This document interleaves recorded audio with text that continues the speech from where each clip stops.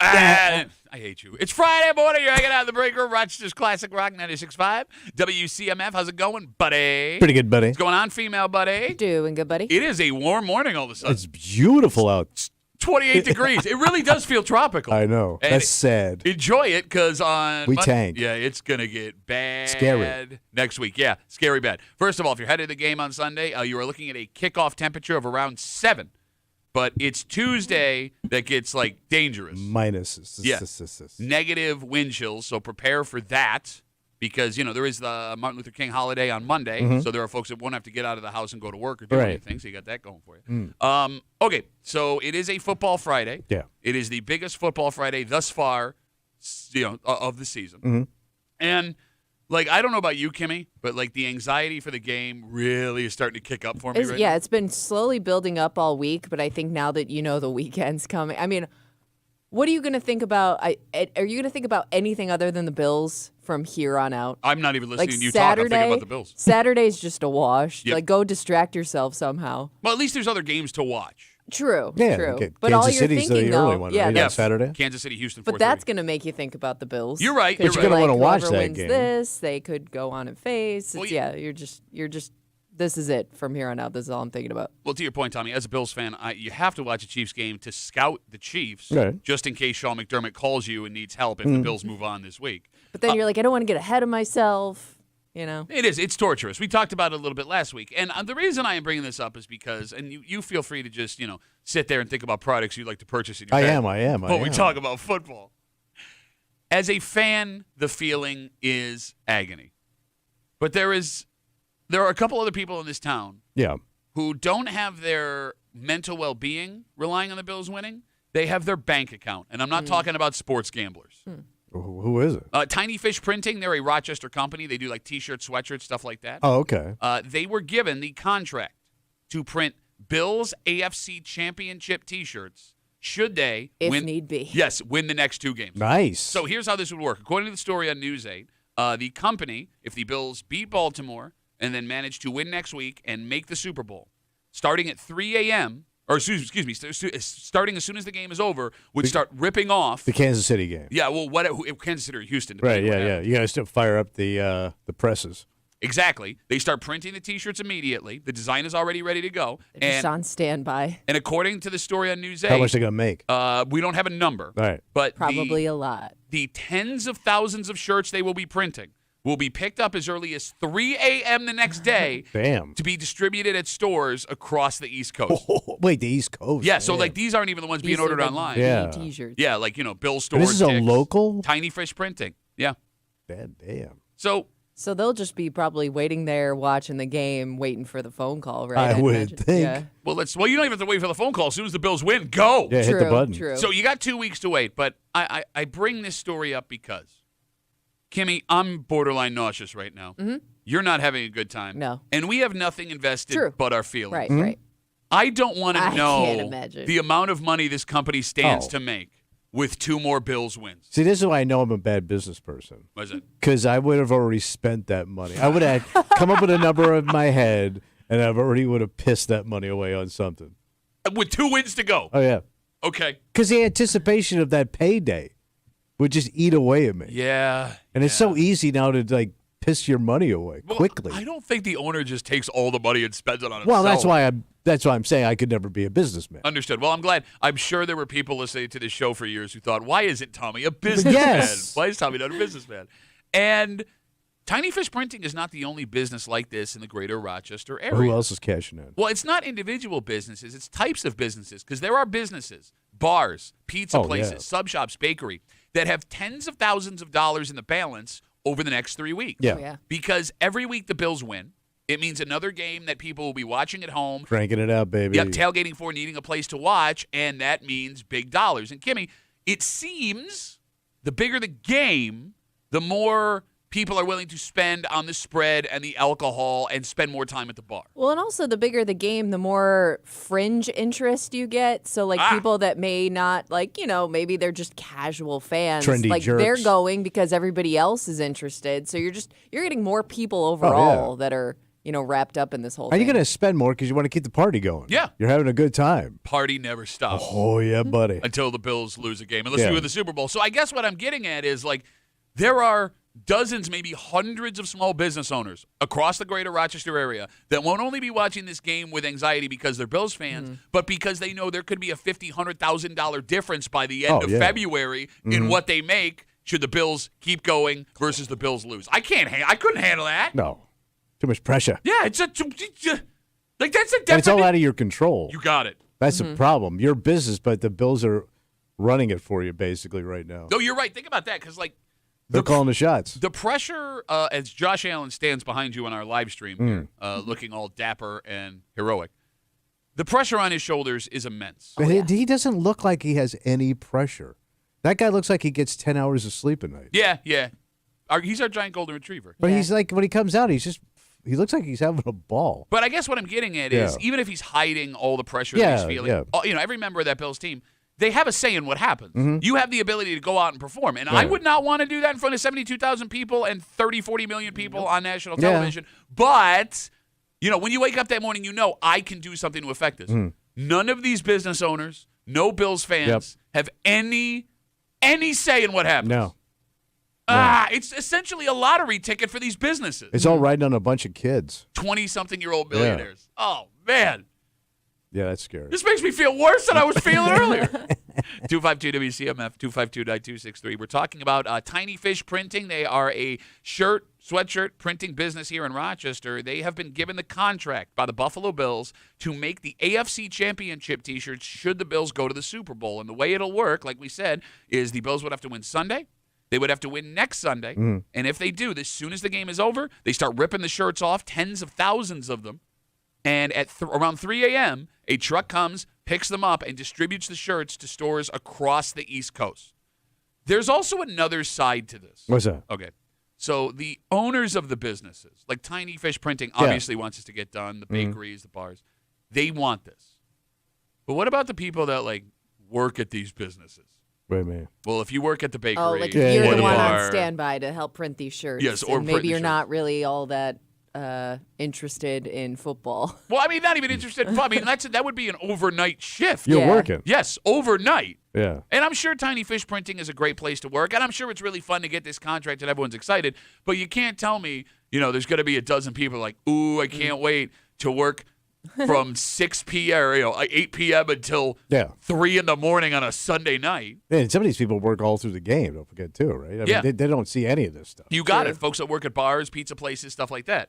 And like we said, as the games ratchet up, the orders become bigger. So the last couple of weeks, these folks have been getting, we'd assume, busier and busier and busier.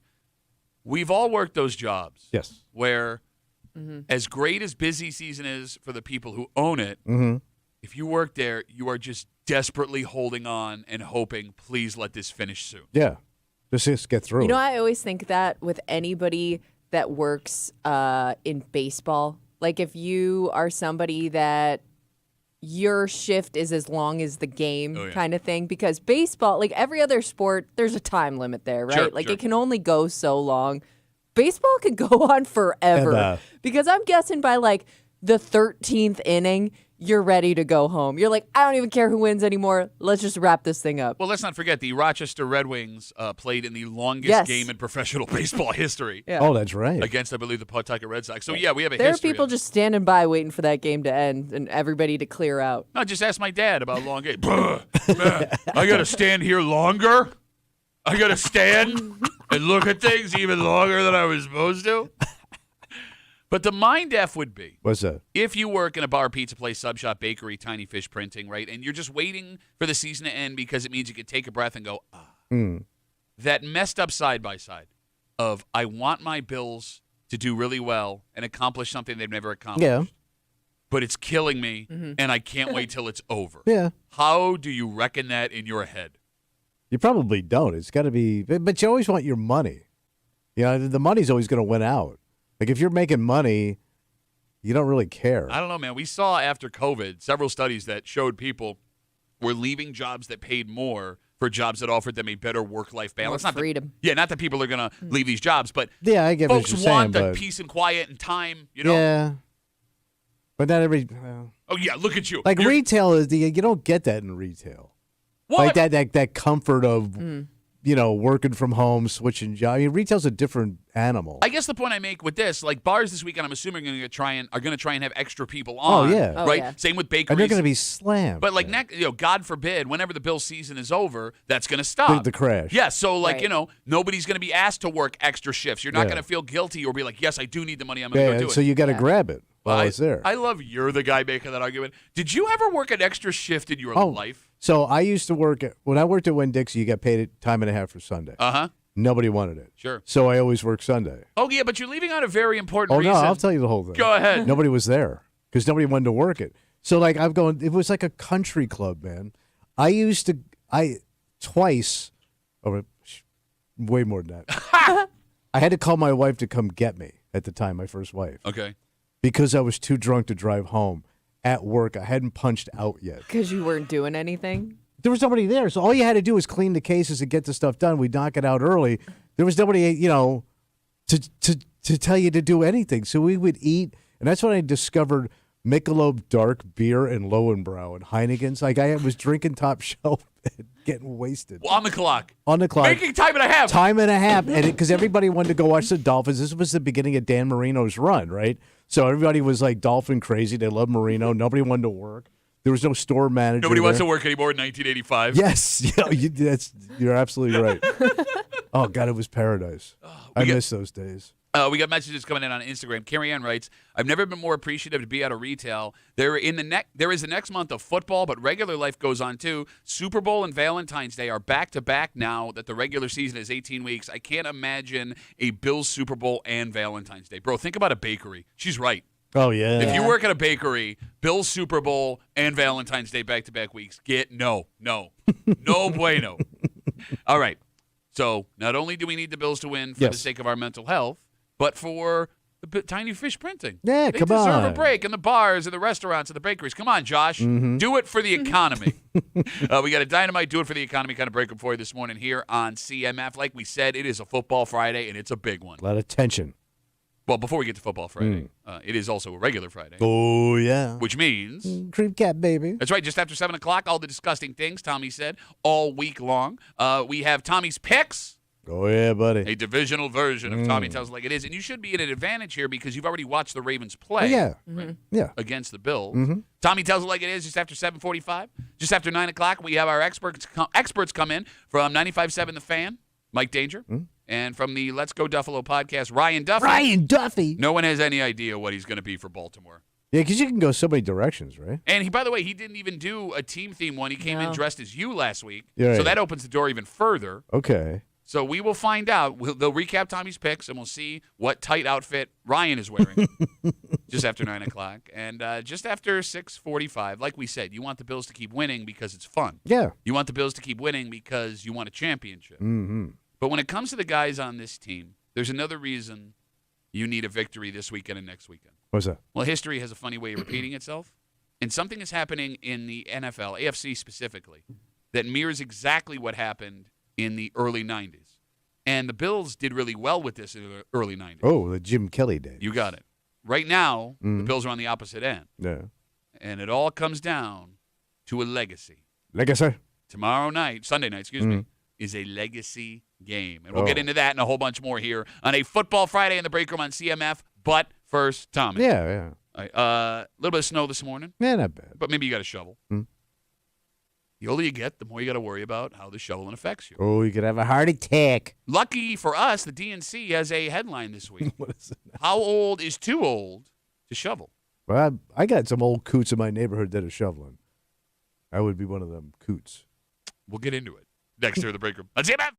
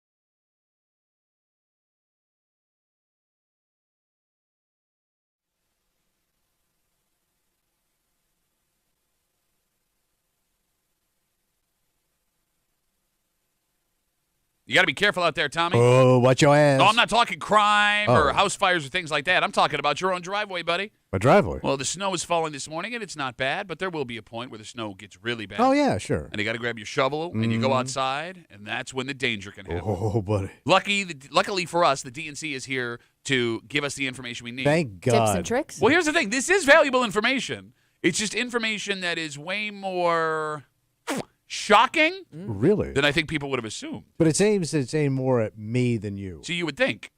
Oh. You're hanging out in the break room, Rochester's Classic Rock, 96.5, WCMF. Just after 6:45, Bills-Ravens, 6:30 live Sunday on CMF. This game on Sunday, it's about moving on, and it's about a fight for a championship. But it's more than that, because with the way this team is played, with the talent that Josh Allen has, this game is more than a win and a loss. Okay. This game is about legacy. Legacy. And we will get to it just after 6:45 here in the break room on CMF. So this week, the Democrat and Chronicle ran a story. The headline reading, "How old is too old to shovel snow?"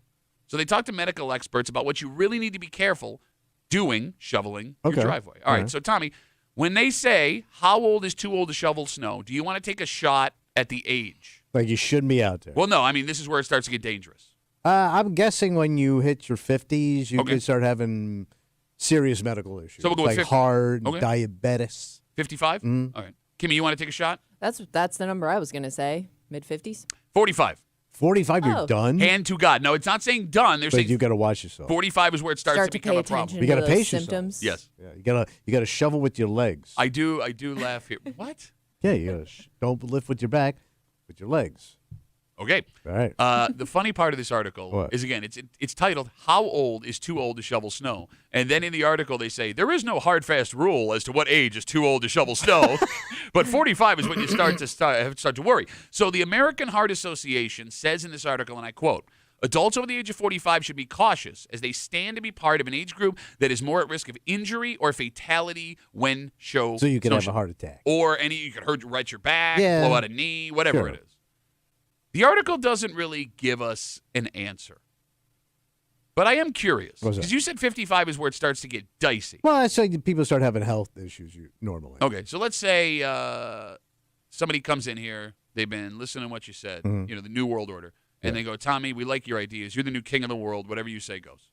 What age is the age where men and women are no longer legally allowed? Legally allowed. You are banned from shoveling snow for the sake of your own safety. I had to legalize? Yeah. Well, you make the call. What's the age? 70.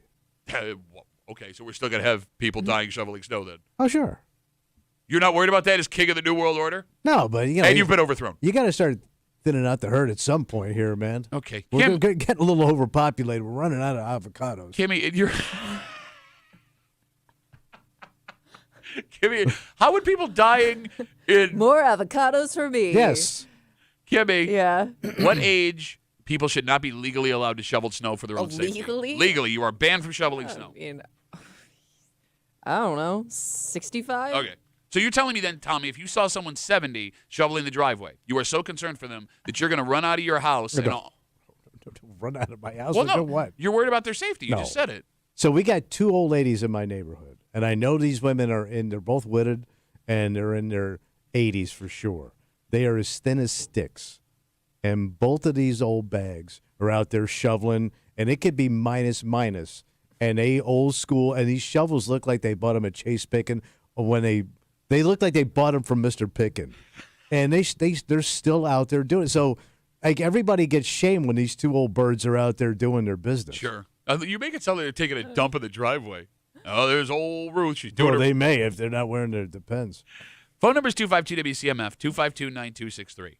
How old does someone have to be where you are going across the street to shovel their driveway? Because, yes, it sucks having to do that, right? You don't want to add another driveway to your list. But at the same time, you also don't want to glance out the window and see Augie laying motionless where his car True. is. What right? about your parents? Oh, good question. Because like your parents are, how old's your dad? He's younger than me. He's around your age, yeah. He's like 60, right? Yeah. He's over 60. And your mother's about the same age. Yeah, so my right? mom doesn't have a driveway to shovel. She's so in we're an good there. apartment. Yeah, But your old man does. Yeah, probably. I don't know. Does he shovel? That's a great question. Do the boys come over and shovel? Who's the boys? Me and Ryan? Oh, I can't. No, I'm busy. You don't go shovel. It's not like my dad has a history of heart issues where I should be out there doing it. What? I'll let that stand. What's the problem? What? And even Kenny, like her old man's getting up there a little bit. Oh, but no, he's so handsome. There's no way he's got a heart problem. Does your old man deal with a shovel? So I know he. No. No. What, are you talking about my dad? Yeah. Yeah. He has a snowblower. Well, he had a snowblower. I don't know if he still has a snowblower. Did he break, was like did he break a snowblower? What? Did he break his snowblower? Watch me put this pineapple in it. He loved that snowblower. Like, he was the guy first out there the second, like, there was enough snow to use a snowblower, and he would do, like, all the neighbors' driveways, Nice too. guy. Yeah. So I don't know if he still has it because he doesn't have as big of a driveway anymore, so he might just shovel. I will say this in regards to my old man shoveling.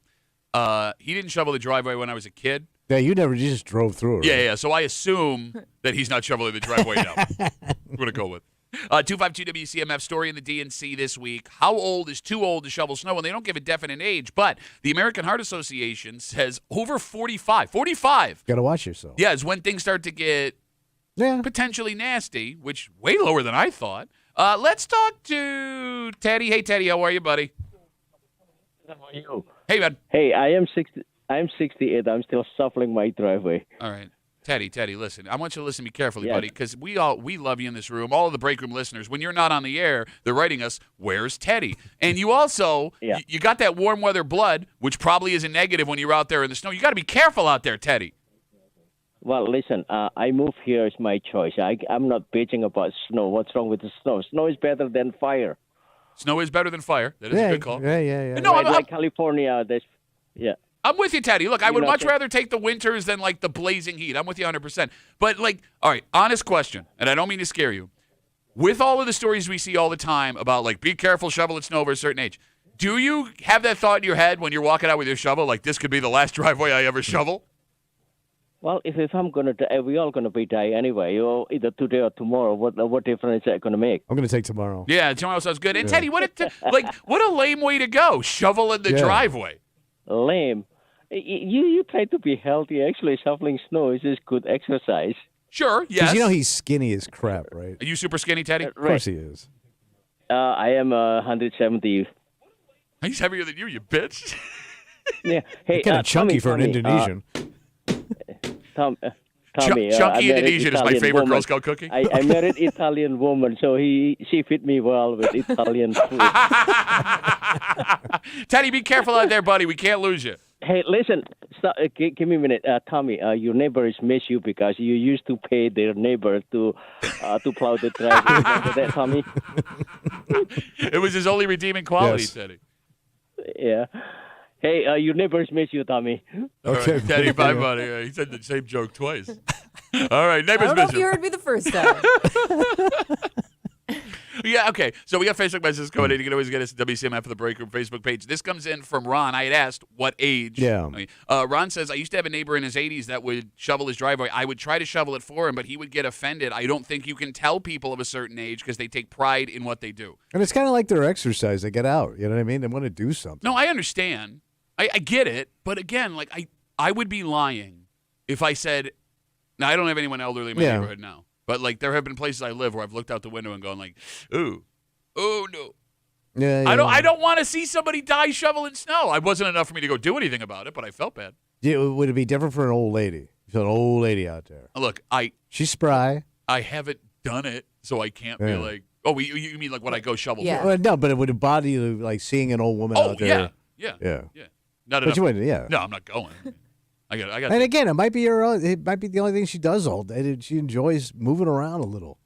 Well, you know, the other thing that doesn't help with this warning, like over 45, you have to be careful about shoveling snow. Yeah. I agree there is an age where you shouldn't do it anymore. It's far too risky. But at least once a year, locally, there will be a human interest story on the news about someone that is like way up there in age. Yeah. Right? In their 90s. Mm-hmm. And every single story you see, they will do it in the wintertime, and they'll have a picture of him or a video, and like, he's in his 90s. He has a shift as a barber twice a week, and for some reason, at the end of the story, they'll include he still shovels his own driveway. And there's like this 90-year-old frail man like shoveling like a tiny city driveway, and they're like, oh, look at this guy. Stop doing that. But those are the guys that go long. Okay. Those guys that get off their ass and do stuff, like move around a little, Those are the guys that hit 90. Okay, but you shouldn't use this as like a look how great he's doing. Right. Because Not everybody can do that. And it's going to shame people that shouldn't be out there doing it into doing it. Let them get out there and do it. Shut up. You're not Again. getting any more avocados. I'm telling you, man, we're overpopulated. We got to start moving some people out. Oh, my God. I say New World Order once, and you're trying to thin the population of the earth. Jeez. Do you have an age in your head where you'll be done, Tommy?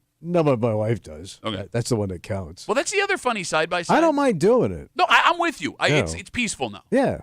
But that's the other funny part is because wives are concerned about our health. Mm-hmm.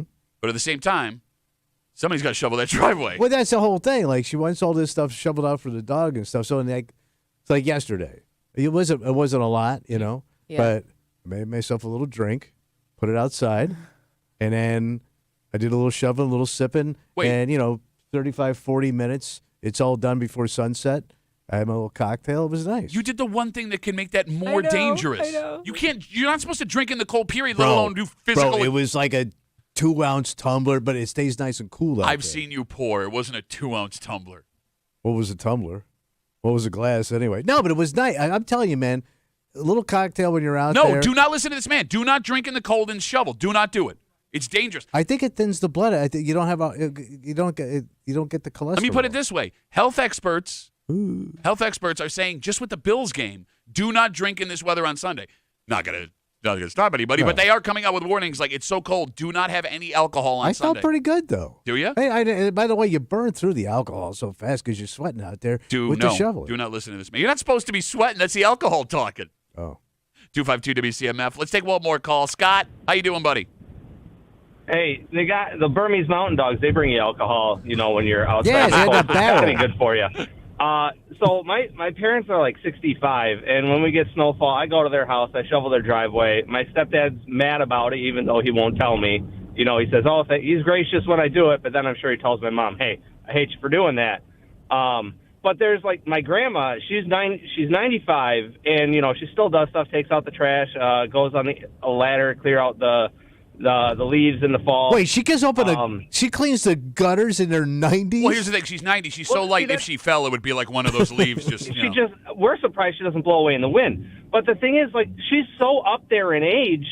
She wanted life already. Do whatever you want. You're That's on borrowed true. time That's now. true. Yeah. If you want to go ahead and do it, go ahead. She wanted to go skydiving for her 95th birthday, and the entire family was against it. I Why? said, you know what? Bro, you'll get the house. The gutters are clean. Hey, I took her skydiving. She wanted to go. Let's go. It's something you've never experienced in Wait, your you- 95 wait, years wait. of life.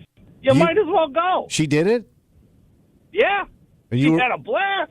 I mean, she keeled over. No, she didn't. But, it was fun for her. There was one negative.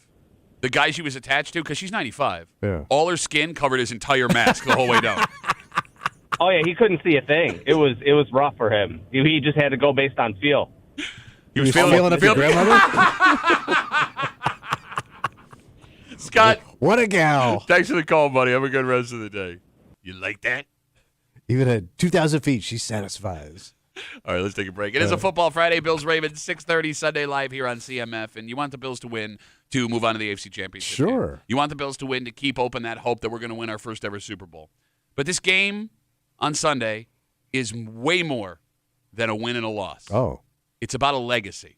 And we'll get into it next here in the break room on CMF.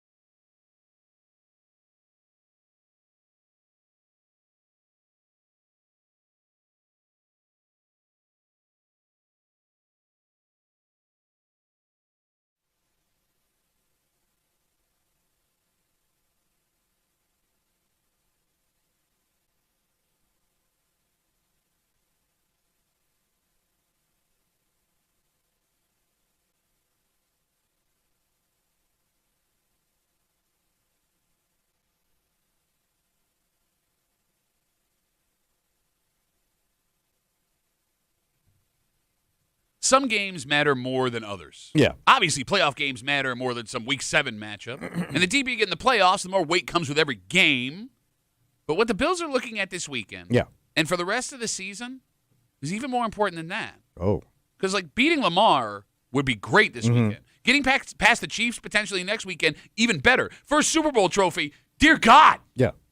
But starting on Sunday, it may not even be about a championship. What is it? It may be about legacy. Legacy. You're hanging out in the break room, Rochester's Classic Rock 96.5. WCMF just after 7 o'clock. It's Friday. You know what that means. I think we're going to get a little creepy. Creep Cap coming at you, all the disgusting things Tommy said all week long. And speaking of Tommy, look, man, I love kicking you in the scrot. It's fun with buddies and everything. I feel for you here. This one hurts, and it hurts bad. These are those things nobody can prepare you for. Yeah. And even like your parents, like my father could never tell me about this. Sure. But it happens to every man to some degree. And what makes it hurt more is she can't even be upset because this wasn't on purpose. Completely innocent. Yeah. But, ow. I know. We'll get to it just after 7 o'clock here in the break room on CMF. Bills-Ravens Sunday, 6:30 live right here on CMF. If you want to watch the game, watch it. You could do it with a man who shouldn't be shoveling his own driveway. Oh, it's going to be party time, buddy. Tommy will be hanging out at the Bill Gray's Tap Room in Chi-Li. Fantastic drink, delicious food. Oh, yeah. A man who will be asleep at 7:15.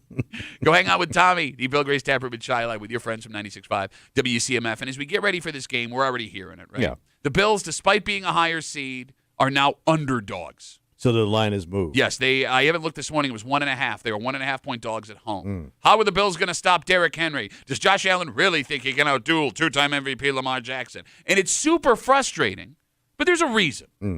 The Bills have come up short in the playoffs the last couple of years. Right. And it's created a situation that could follow every member of this Bills team for the rest of their lives. Every game this year, from this point on, is a legacy game. Josh versus Lamar. If they win, Josh versus probably Mahomes. And those games will go down in history because the stakes and the magnitude of the players are so large. All right. And I think I can explain what I mean. Okay. You want to take a trip back in time? Oh, I'd love that. All right, let's go. Early 90s. Oh, I had my hair then. Yeah, but you also had like an extra 80 pounds. I would take 80 pounds in bangs.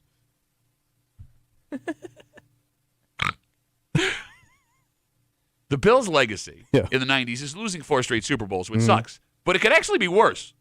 There were 5 of the greatest quarterbacks of all time playing in the AFC in the early 90s. Jim Kelly, Dan Marino, Boomer Esiason, John Elway, and Joe Montana in Kansas City for years.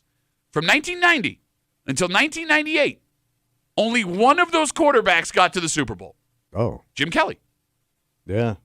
Jim Kelly and the Bills blocked 4. Yeah, Marino didn't go in those years. Never made it back after his rookie season. So Jim Kelly and the Bills blocked 4 of the greatest quarterbacks to ever play the game from even having a chance for a championship. And it became part of their legacy. Dan Marino still deals with it, the greatest quarterback to never win a Super Bowl. Yeah. It haunted Elway until he got there in 98 and won the back-to-back ones. Montana's fine because of San Francisco. But you can argue that Boomer Esiason, who was a great quarterback, has been held out of the Hall of Fame because But he's not in the Hall of Fame. he is not in the Hall of Fame.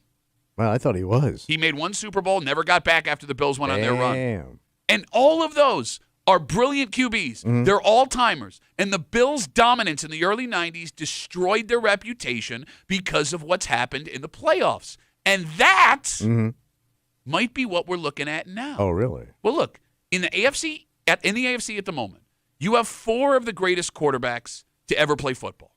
You got Josh Allen, Lamar Jackson, Patrick Mahomes, and Joe Burrow. Mahomes, obviously, bunch of Super Bowl trophies. Yeah. Burrow made it to the Super Bowl, but they haven't made the playoffs in 2 years, so that's a problem. Okay. Lamar and Josh each have lost an AFC championship game, but Lamar's got 2 MVPs.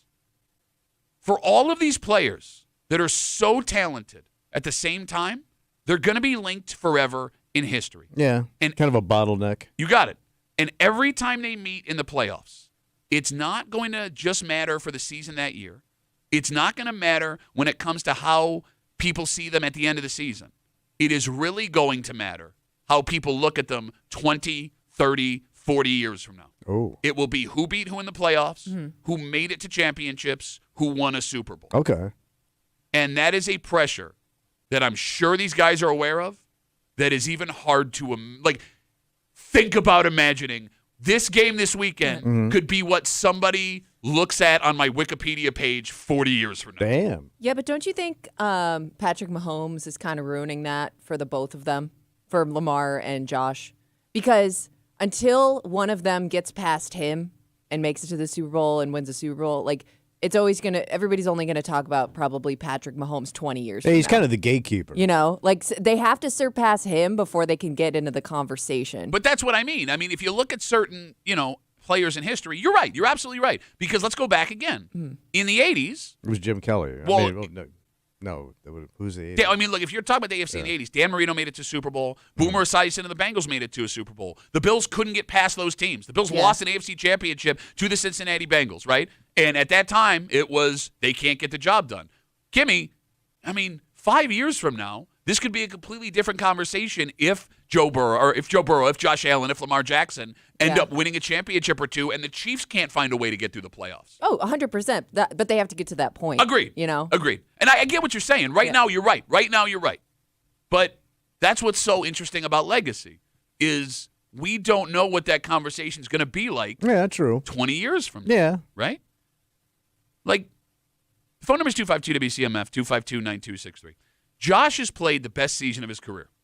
Oh, yeah. He made this Bills team what it was. He took over when he needed to. And if the Bills don't pull out this game on Sunday, everything that Josh Allen has done all year, the football we've been watching with our jaws open, will not matter. You're going to forget about it. Exactly. Hell, if they don't make it to the Super Bowl, it won't matter. Bills fans will remember. We will have the knowledge of this. But everyone outside of Western New York will forget about it. He could win the MVP. And in a few decades, all people will care about is what quarterback won a ring and who beat who in the playoffs. And it's not fair, and it's terrible to judge a QB that way. Yeah. For example, the Bills have never lost a playoff game on account of Josh Allen. He has always played out of his mind. His numbers are astonishing. But somehow he gets lumped into can't win. It's part of the getting over the hump. Can't beat Mahomes, can't beat Joe Burrow. But you can also be remembered for your name can also go down in history as tragic too. I think people only remember Jim Kelly not because he went to 4 Super Bowls, but because he lost 4 Super Bowls. No, I'm with you. You know? Yeah. So even though he's remembered and he's remembered as a good quarterback, but he's also remembered as the guy that lost. No, you're right. You're right. Tommy, you're the one that's been around the longest. And, I know you weren't a diehard football fan. Again, 252-WCMF, 252-9263. We're talking about how this weekend it's not just about a divisional football game. It's not just about a Super Bowl trophy potentially at the end of the year. It's about a legacy with all of these great quarterbacks like they had in the AFC in the early 90s. If Mahomes blocks all of them, if Josh can't find a way with his team to best Lamar, Patrick Mahomes, Joe Burrow, and get there, he gets remembered inappropriately 20, 30, 40 years from now. There are names of guys that kids today never saw play and will die. The names are not going to – Dan Fouts, for example. Yeah. Air Coryell, as you like to say. Nobody knows who Dan Fouts is unless you're over 40 years old. You may remember as a broadcaster. Exactly, right? Like you can sit here and name guys that were at the time great quarterbacks. I can't believe they're doing what they're doing, and nobody talks about them. Yeah. That guy could walk into Wegmans today, yell, "I'm Dan Fouts," and nobody will do anything. That's why that Super Bowl is so important because it just locks you into history. But winning, and you can write it forever. Yeah. Namath is probably the greatest example. He won 1 Super Bowl, and he turned it into after football. He's a household name. Yeah, you're right. And again, you're right. And he wasn't a good team, and he wasn't a great quarterback. They say he's probably the most probably the worst quarterback to ever win a Super Bowl. Most overrated quarterback. Yeah. Yes, yeah. You could kind of make that same argument for Aaron Rodgers, right? We talk about him because he does all that weird stuff. But people think of him as a household name, and he only won 1 Super Bowl. Well, he also won multiple MVPs. I get what you're saying. You're right. True, you're but right. in terms of the big game. Okay. But, he doesn't have – can you think of, a rival he had that kept besting him over and over again or an even fight? Because, forever, Tom Brady is going to be remembered as the greatest quarterback of all time. But Peyton Manning gets included in that conversation because of the duels they had back and forth. And he was a great quarterback. Multiple places. And he won multiple Super Bowls. Yes, exactly. So, he gets his spot there, right? But there were other quarterbacks from the AFC at that time that were really, really good quarterbacks. He just gets cast aside. We're 20 years away from that spot. Nobody talks about him. Yeah. Nobody remembers him. You work your whole life. You get to this spot, you're a first-round pick, whatever. Mm-hmm. You're a quarterback of an NFL franchise that is making the playoffs, winning games. You are setting records, and nobody remembers you because your team can't find a way to beat another team, despite your performance. But that's what makes it so exciting. To get to that, you got to get to that moment. You got to get to the big game. It's exciting when your team comes out on the good side, right? Yeah. I mean, hell, Kimmy, you brought up like what the image is now with Mahomes and all the Super Bowls and everything, right? And everybody else.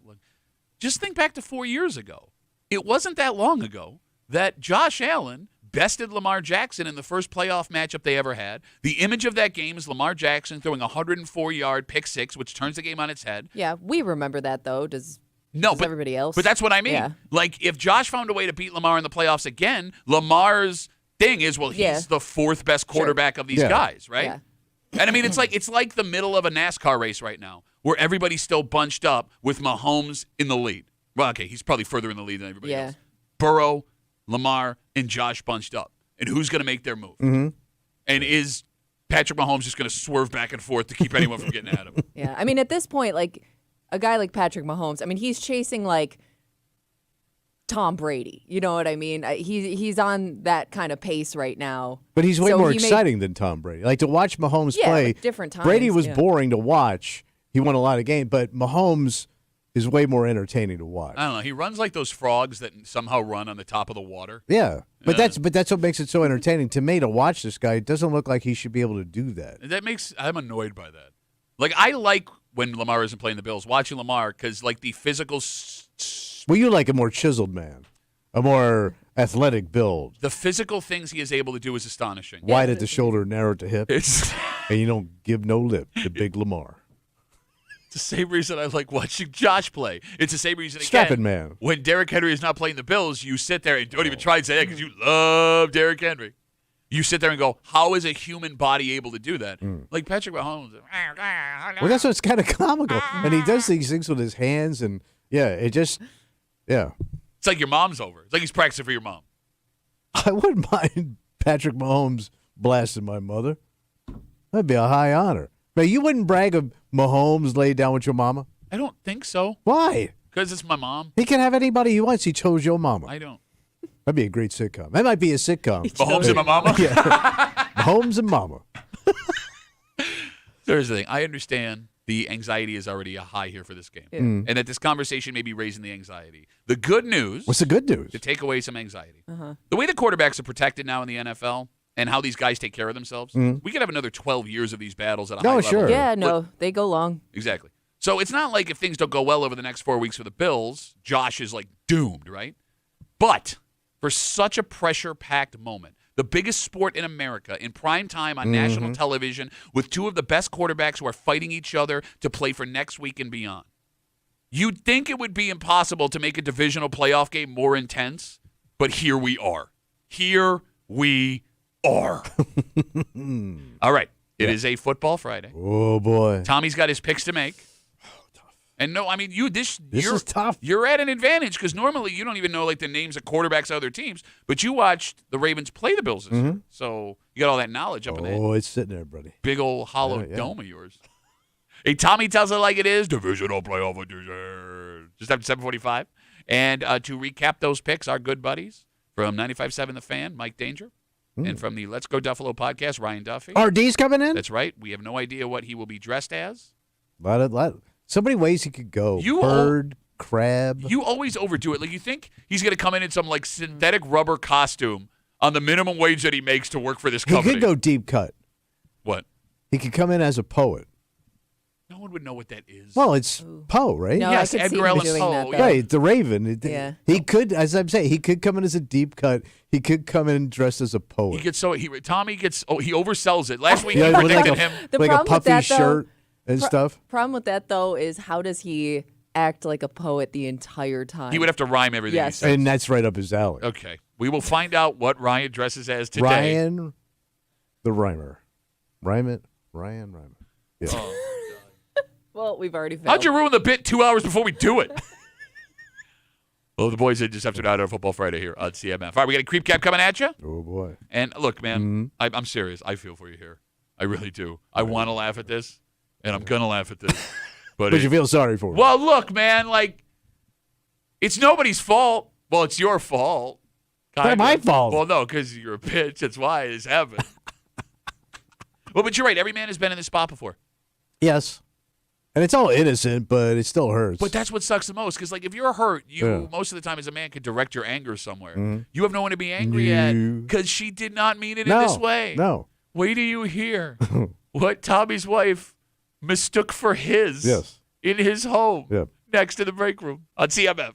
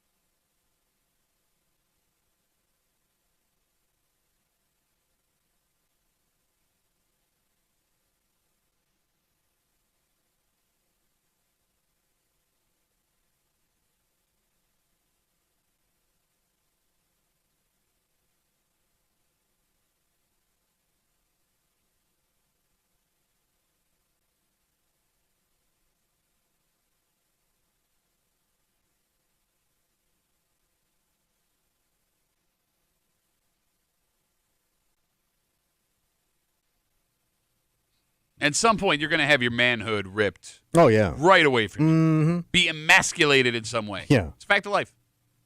And for men, one of the worst times for that to happen is in front of your lady. Oh, yeah. But today, we have a situation in the break room where not only did the emasculation happen right in front of his wife, she's the one that did it. Mm-hmm. And the worst part, it was a total accident. Yeah. Oh, she did not mean to. No. Well, you can't blame her, kid. No. You can't blame her for thinking. Simple question. You're hanging out in the break room, Rochester's Classic Rock 96.5. WCMF. We'll get to that in just a second, but it's Friday. Oh, boy. And you are gross. Thank you. Super gross. You're welcome. We take all the disgusting things Tommy said all week long. We call it the creep cap, and it happens now on CMF. Hey there. You feeling creepy? Well, you're about to be. Come get some of this creep cap on the break room on WCMF. A minimum of 10 men listening to this show right now yeah. just wrote down Norway in their phone Book a because flight. Hey, I wonder if Spirit Airline goes there. Get me some discount tatas. Cougar in on that boy. She's going to turn him into her little toy. Ah! All right, better than I could have been. Squeeze him till he squeaks. Just want to pinch them cheeks. Kimmy. All four. Been 20 years since I've had any fun of my mouth. Food. No Food. kidding. Wait. Food. Oh, thought you said fun because I could have changed that real quick. No, I mean, I like fun in my mouth. You got to be kidding me. There's this new season that the counties work with. They actually paired up with me because I'm a big radio star. Wait, what are you doing? Well, it's called Fun in Your Mouth season. From my wood to your table. By table, I mean your mouth. Yeah. Okay. Or my lips. Yeah, fluke. Nominally?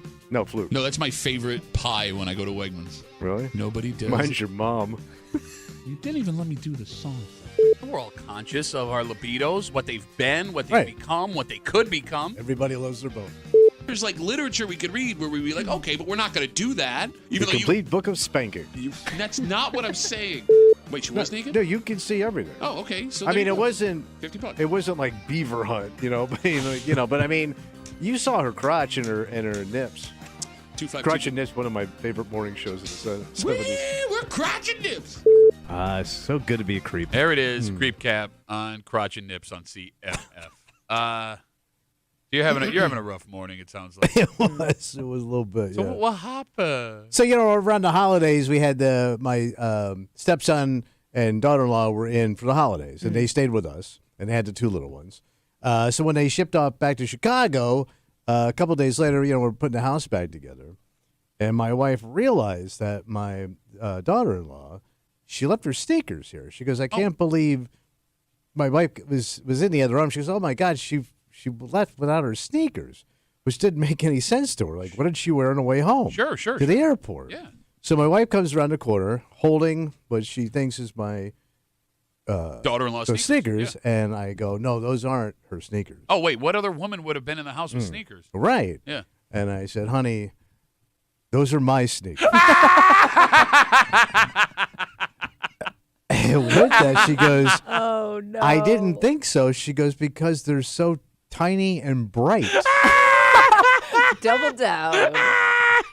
Tiny and bright. Yeah, well, I like bright sneakers. I don't get run over when I'm walking. Yeah, Get my steps in. Because they're so tiny, you Yeah. can't see them. Yeah. Your wife Yes. mistook your sneakers for your daughter-in-law's sneakers. Because they were tiny and bright. A working mom. Mm-hmm. Yes. Okay. And she did this out of, genuine concern. For her daughter-in-law. Yes. Oh yeah, she didn't. She couldn't Yeah. understand how she would have left without her shoes. Mhm. Yeah. But Didn't no, make any sense. It turns out she didn't. Can I ask you a question? What was the first feeling that hit your body when you realized she thought your shoes belonged to your daughter-in-law? I never realized how small I am. What do you? You never realize Well, how when small you're- you are. You're yeah, walking yeah. around with big people. No, but you don't realize what you look like. Okay. Like everybody thinks they look a certain way, Uh-huh. and then when you see a picture of yourself with other people, you realize like, oh my God, I'm tall. Oh my God, I'm fat. I'm short. Yeah.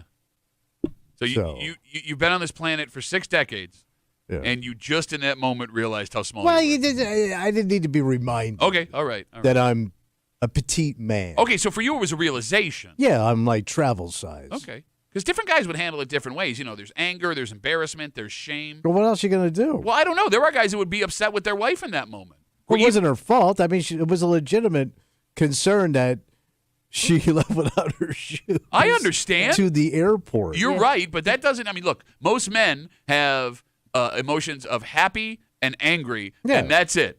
Right? So there are lots of guys that would, even though it was an innocent mistake and she was concerned for somebody else and she didn't mean to do this to you, they would have gotten angry with her. What am I going to stomp my little petite feet around the house getting pissed off? Well, you can't. She's got your sneakers. Right.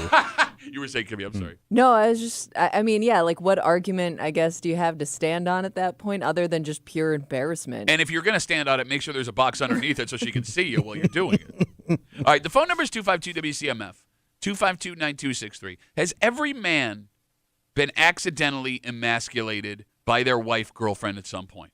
Because when it happens, you will never forget it until the end of time. Yeah. And for your spouse, it could just be a moment in time for them. But it will be burned in your memory until you are, it die. It's not even until you're done with that woman. Yeah. Like standing there after it happens, not knowing what to do, and that immediate thought. Let me ask you this. Yeah. Did you start to try and come up with a way to look semi-masculine right after you realized what happened? No. Should I? You just quit? What could I have done? Well, I don't know, man. Every time. Well, you're right. Not put on those boots. There's advice one. Well, these are pretty manly. Yeah. They're lace-up black man boots. You look like the village people that aren't invited to the inauguration. But that band was full of men.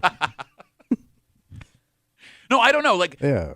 My first thought whenever I am emasculated in front of my wife is I have to do something to show I'm a provider and protector again. But it's already, you're already screwed. It's just going to be a desperate attempt where, Oh yeah, it's absolutely desperate and pointless. But my brain can't. How do I prove that I have manly shoes? Well, did it make you not want to wear those shoes again? Because I might also start to question well, maybe they look girlier than I thought. Well, I have a lot. I can't say all my shoes are kind of girly. Well, you mock my shoes constantly. I know, but I also don't live with you. You've never seen me walk anywhere with a man pair of shoes. Well, you do have one pair of shoes that I can't mock because my husband has the same. Well, ones. those are really good shoes. Did you turn about to him? Hey, you want to look like a bitch? But your old man's a little metrosexual. What? Well, he likes the way he looks. First of all, nobody's used that term in 20 years. No. What do you call it now? Metrosexual? What do you call a guy now that dresses kind of, light? I don't know if this is going to get better. I don't think you. I don't think That's you and not a my bad husband word. dress I didn't say it alike. was. I'm just letting you know that nobody has used the term metrosexual. Well, what's the new word for I don't know. metrosexual? You haven't replaced it. You can't say my word sucks unless you replaced it with another word. I don't know why you're getting mad at me. And by the way, look at all the hand. Look at the hand gestures he's doing with his World War I fashion boots. We're going to do a musical about World War I. I got just a pair. 252-WCMF. Tommy's wife legitimately thinking that her daughter-in-law had left her sneakers behind when they visited during Christmas, went up to Tommy. Oh, my God, this is so terrible. Shows him the sneakers. Wasn't a daughter-in-law's sneakers. Nope. It was Tommy's. And to make it worse, after you informed her they were yours. Because they are so tiny and bright. By the way, when I ask, have you been emasculated by your wife by accident or whatever, even on purpose, I don't expect many calls because it hurts so bad. Yeah. It hurts so bad. If you are lucky enough for something like this to happen in private, it's like having a lottery ticket. Because, all right, the first 18 months, my wife and I were married. Yeah. I had just gotten a job working for PXY. Yeah. Right. And I made no money. No money. So we go to do our taxes, and we got an accountant. So you're laying your income side by side. Yep, and she hands the accountant my W-2. And she says to the accountant, he's just starting out. Oh, no. Does he make enough money that we have to pay taxes? Oh, yeah, because you had to hit a threshold. Yeah. Or you don't pay any Fed. And everything she said was true, but it's just the sound of it when you say it out loud. And she wasn't trying to be mean. It was a legitimate, serious question. She's trying to save money. But you did it in front of the guy. You got the stink lines and everything. By the way, was not enough money for me to be taxed. Yeah. Was that low? Well, that probably happens with any financial situation. Does it also happen? Could it also happen, I should ask, if when it comes to health, like questions about your health and things like that? For example. Maybe not so much. I'm trying to think. Like things you can't do anymore? Or like things like maybe she assumes like problems show up earlier than they do. Oh, like she's looking at you like and going almost like an ooh. old thing, like, oh, should you get that checked out? Oh, I and get it's like, that no, all I the don't have time. to get that checked out for another 10 Every years. guy my age gets that from their wife. You shouldn't be doing that. Should you be doing that? Well, but you are at that age where she has to Should work. we call somebody? Can we get the? One of the things you'll hate is when your wife goes, "Why don't you wait till the kids come over to move that?" And I go, "I can move this. How do you think it got here in the first place?" And then when you start to struggle with it, what you do is you wait till she goes to Marshall's because you know that if my wife goes to Marshall's, I got an hour window to move that thing, and then say it's done. Yeah, you don't see the struggle. The last time you did something like that, you got stuck in a tree. Yes, yeah. But that was only one. I've only been stuck in a tree once in my life. That's pretty good. We got Facebook messages coming in. You can always get us at WCMF for the Break Room Facebook page. All right, guys aren't writing, but women are. Mm-hmm. Christina writes, my husband got really mad when I offered to get out and help him parallel park his new truck 2 weeks ago. I didn't mean it the way it came out. I knew he wanted to keep it nice and not scratch it, but afterwards I realized I might have screwed up. No. Would you be bothered if your wife offered to help you park your car? Yeah. That should be that's like guy 101 because it doesn't take any physical strength to park a car. You have power steering, so you should be able to do. Any man should be able to park a car. So if you can't, that's Oh really, no, it says she got out. Like I'm assuming no, she got meant out. She got out to back him in. Okay, Right, I'm yeah. sorry. Yeah, any of that. But that's happened to me. Remember I told you I was on vacation and I ended up driving up that walking path? Yeah. And my wife goes, I don't think That's- this is a road. I go, yeah, it's the way they do. It's the way they do. It's a new kind of road. So she had to get out of the car in the rain and help me back up so I wouldn't hit these poles. Okay. Yeah. Is there a thing, an emasculating thing you haven't done in front of your wife? Maybe I that don't would be the think so. easier discussion. Yeah. Kimmy, would you think what this woman did, Christina, getting out to help her husband park the car without him asking, would be offensive to your husband? Probably, yeah. It would bother him. So you're aware of that? Yeah. Okay. Yeah, he's got a big old man truck. Well, yeah, but those are also harder to park. Yeah. I know, but he also has it. Okay, He thinks he can run it, right? I'm just saying. You know, going back to something Kimmy brought up quickly, right? She had asked, "Are you going to stop wearing them?" Yeah. And like, that's what makes you most unique. Because every other dude listening to this show would abandon those. They would set them you're on right, fire you're right. in her They'd be hand. like, They're oh, really maybe comfortable, they would never put those shoes on again. Okay, look, man. If it hurt that bad, and I know it hurt you, Oh, it hurts. because you're being very quiet right now. No, I'm talking. No, I'm saying, like, no, but you're not doing your blah, blah, blah, dong, boobies, blah, grr, grr, I'm tough, look at me. You're doing that like, yes, this is what happened with the shoe. Like a Senate hearing. This is exactly what it is, yes. No, those are even louder than this. Because, like, deep down, okay, tell me if I'm wrong. Go ahead. And I guess I don't know what it's like to live in your tiny, tiny body.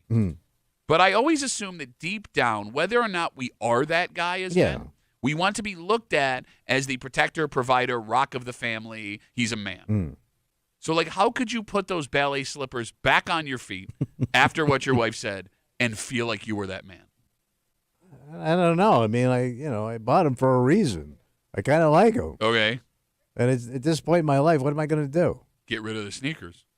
But then, like I don't get to wear what I want. Oh, okay, that's what it is. It's about control. Well, it's always about control. You're not going to control me, woman who lets me live in her house and takes care of me, woman. And I can't help my size. No, I agree with you. Even if I got a less flamboyant walking sneaker. Is that what you're going to ask for when you walk in?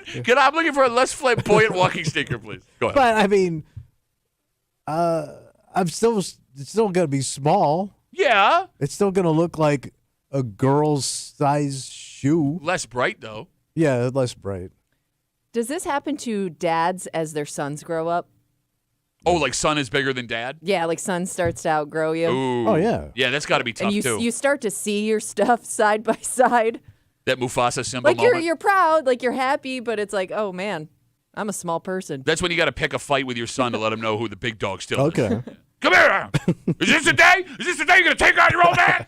Always makes for a pleasant household. 252 WCMF. Tommy's wife, after his daughter-in-law and stepson came over, right, spent the week during the holidays, Tommy's wife thought that her daughter-in-law left Yeah. her sneakers behind. She goes, "Oh, I can't believe it." She comes around the corner holding the sneakers, and They were my sneakers. then to double down after mistaking those sneakers when you informed her they were yours. She says, "Oh, they're so tiny and bright." One of my favorite Christmas songs of all time. Tiny and bright. Bob's on CMF. Hey, Bob, how are you, buddy? Hey, how you doing? Yeah, Tommy, you and I are the same vintage, and yeah, I've been through that. Oh, yo, wait till the kids come over, because I don't want you getting on the roof, the ladder, that that you've been doing for 40 years. But yeah, so yeah, I get it. However, I would say the fact that Tommy didn't double down and try and do something manly makes him more of a man because he's cool with himself. I agree with you there. That's fair. You're right. Yeah. You're right. But, Bob, have you gotten to the – no, look, I mean, you're laughing. I'm not insulting you. Bob's right. The fact that you are comfortable with yourself makes you more of a man. Bob, would you be the guy that tries to double down and do the more masculine thing? No. It isn't worth it. It makes you look more foolish. Bob, thanks for the call, buddy. Oh, I'm sorry. No, you're right. Thanks for the call, buddy. Have a Yeah, good the rest of day. overcorrection or trying too hard, I think always looks way worse. Yeah, but I got to do something, man. But she knows what you're doing. So what? I'm doing it. Watch me do it. I'm going. Oh, we talk about the size of kids and everything. Matthew writes us on Instagram, I'm 5'9". Both of my stepkids are over 6 foot. It kind of sucks. That sucks. Yeah. Because, stepkids would hurt even worse, I would think. Because, like, the other thing she thinks is cute is, like, when I sit in one of the chairs in the living room, my grandson could sit in it with me. And it made side by side in the chair. And she goes, "Oh, it's so cute. You two can sit together like that." She's, like most grandfathers can't do that. It looks like, when you go to those bars down south where they have the giant chairs. You sit or those out Adirondack chairs you see, exactly. right? Yeah. Well, Come in, Bud and Mary's Seafood Inn. It's got to also bug guys as they age, too. And they become, like, little grandpas that people call them little grandpas. Or they say, "Oh, he's so cute." Like, that's got to bug you as you age. I think you got to take that one. When you become more adorable. Yeah, you're so old and fugly. You're adorable. It's like when but you don't see think a it's gonna dog. happen to you. But, But it's not. It's actually not going to happen to him. He will never be adorable. I think I'm kind of adorable. Look at that face, man. Oh, my God. Kimmy, I'm not adorable. I don't know. Maybe you're And getting if I don't speak. No, it looks so bad somebody called FEMA. They are bringing pallets of bottled water to your face. I want to read one more Facebook message before we get out of here. Yeah. We were talking about being emasculated in front of your wife. Yeah. Greg writes, our first date, my now wife got into the car, grabbed a coat I had in the back, and asked if the girl I went out with the night before left her coat in my car. It was my coat. I think I got a second date out of sympathy, but it all worked out. Oh, yeah, that's bad. You banging other chicks? No, I'm wearing that. A girl's coat. But, bro, you also, all of your coats are either free through the station or a girl's coat. Well, they're small. No, and, bro, they're flamboyant. Yeah. I'm a very flamboyant guy. You only wear the stuff Liberace turned down. Dude, that's too much for me, buddy. Kimmy does not know who that is. Of course she knows who Liberace is. Yeah, like the flamboyant. No, I don't count because he just said it. I was on the phone. What did he play? Piano. All right. They call him the Tommy Mullet of the 70s. All right, let's take a break. Look. Yeah. You're an expert in being embarrassed. Mm-hmm.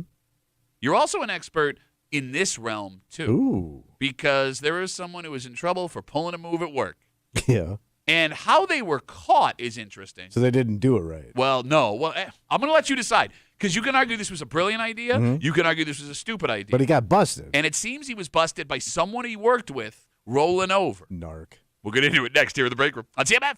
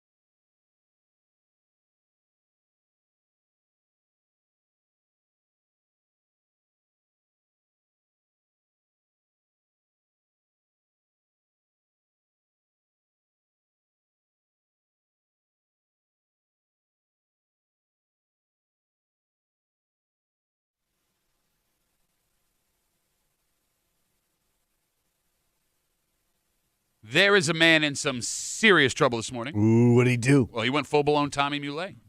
If you're stealing from work, Yeah. there are different ways to get caught. Well, you best be sly. But the most likely way of getting busted is a coworker rolling over Yeah. on you. So you know that something fishy is going on. If you know that something fishy is going on. Are you apt to say something? Ooh. I know your answer. I don't narc.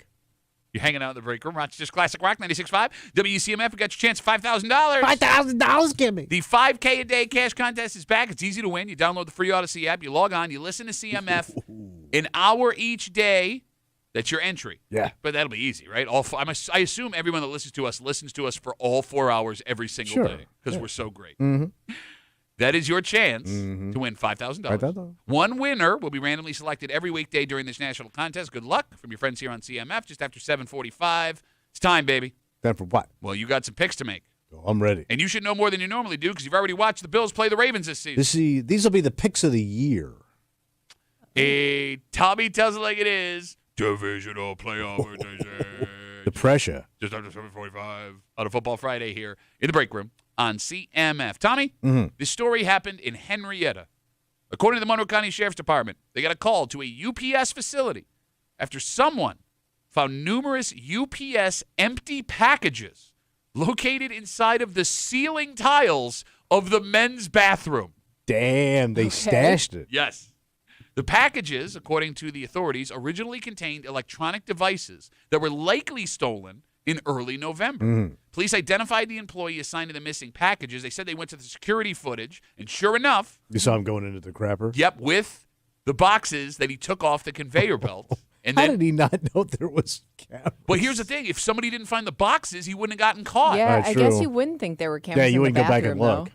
He's the only member of the break room that would not want you to meet him in the men's room. The employee's been charged with larceny. They got a court date coming up, yada, yada, Yeah, yada. yeah. You know how this stuff goes. So this person was arrested all because someone they work with saw something fishy and said something. And narked. Kimmy, Yeah. that's the right thing to do, right? Yeah. Yep. It is. No, it's the right thing to do. Me personally. Well, everyone would wonder what you were doing in the ceiling of the men's room in the first place. But I'm saying, like, if I just saw, let's just say I saw a guy carrying packages into the men's room consistently. I think it's suspicious, Okay. but I don't know. None of my business. Okay, all right. So what's interesting about this story, Yeah. and the phone number is 252-WCMF, 252-9263. You see something fishy at work. Yeah. Things go missing. You may have proof. Yeah. Do you say something? I want you to keep in mind, it's very possible that whoever found these boxes was unaware that someone was stealing. It was just a strange thing that happened. Yeah, sure. Or they were aware someone was stealing, but they didn't know who was stealing, right? So you're not protecting someone that you care about. You're just like, well, the company's getting ripped off here. Yeah. Tommy, are you speaking up if you think someone is stealing from work? No, not narc. Of course not. Dyed-in-the-wool thief that you are. Yeah, and I also don't want to be that guy. And I don't want to get involved in, like, your crap. Why take on somebody else's problems? The company will figure it out. Okay, or they won't. They pay for security. Uh-huh. They have all this, what do they call it? Asset management teams sure, and all sure, that. Let them deal with it. Okay. I will say, though, And they I got cameras. might say something if their scheme that they're running starts to affect me. And That's the only way. Well, no, but that's just it. Depending on what you do. Yeah, When like the- now when they the have to company search all my loses, stuff you because lose. you've been taking stuff. Look, it you can- know? Report theft immediately. It can affect the place you work. It can maybe even affect your employment status. Look, man, I love how you go, like, these places have a way to figure it out. We have covered probably over 100 stories of people taking out tens of thousands of dollars in cash and other things from the places they work. And some of those places, small local business. Get hurt. It can bury a place. It can financially ruin. It can cost people their jobs. That place could end to exist as an employer if you don't say something, depending on where you work.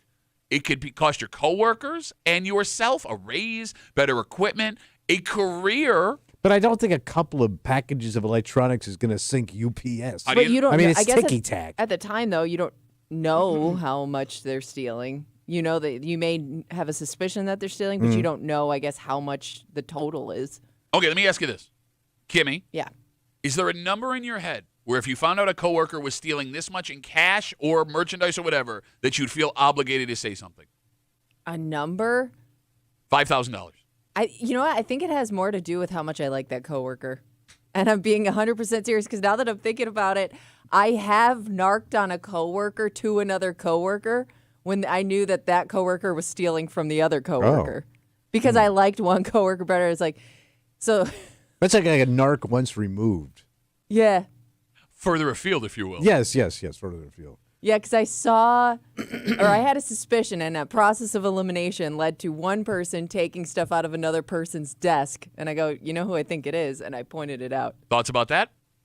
You would I would tell you guys if I thought somebody was stealing from you. Well, that's not narc. No, that is narking. That is narking. That is the definition of a narc. Like Oh, if I saw another coworker come in and take stuff out of Pat's drawers, or if I thought that they had taken something, I'm telling Pat the next day. Yeah, I would do that too. That I would do. That's narking. Well, that It is. okay, then I'm a narc. But that's where it ends. So, okay, well, I mean, if it's a personal relationship I have with somebody, I know it affects you and I know it affects Kimmy, but that does not extend to the outer room. but that person, if I go and confront them, they're going to get in trouble. No, I'm saying like if I saw somebody ripping off Spezzano, Understood.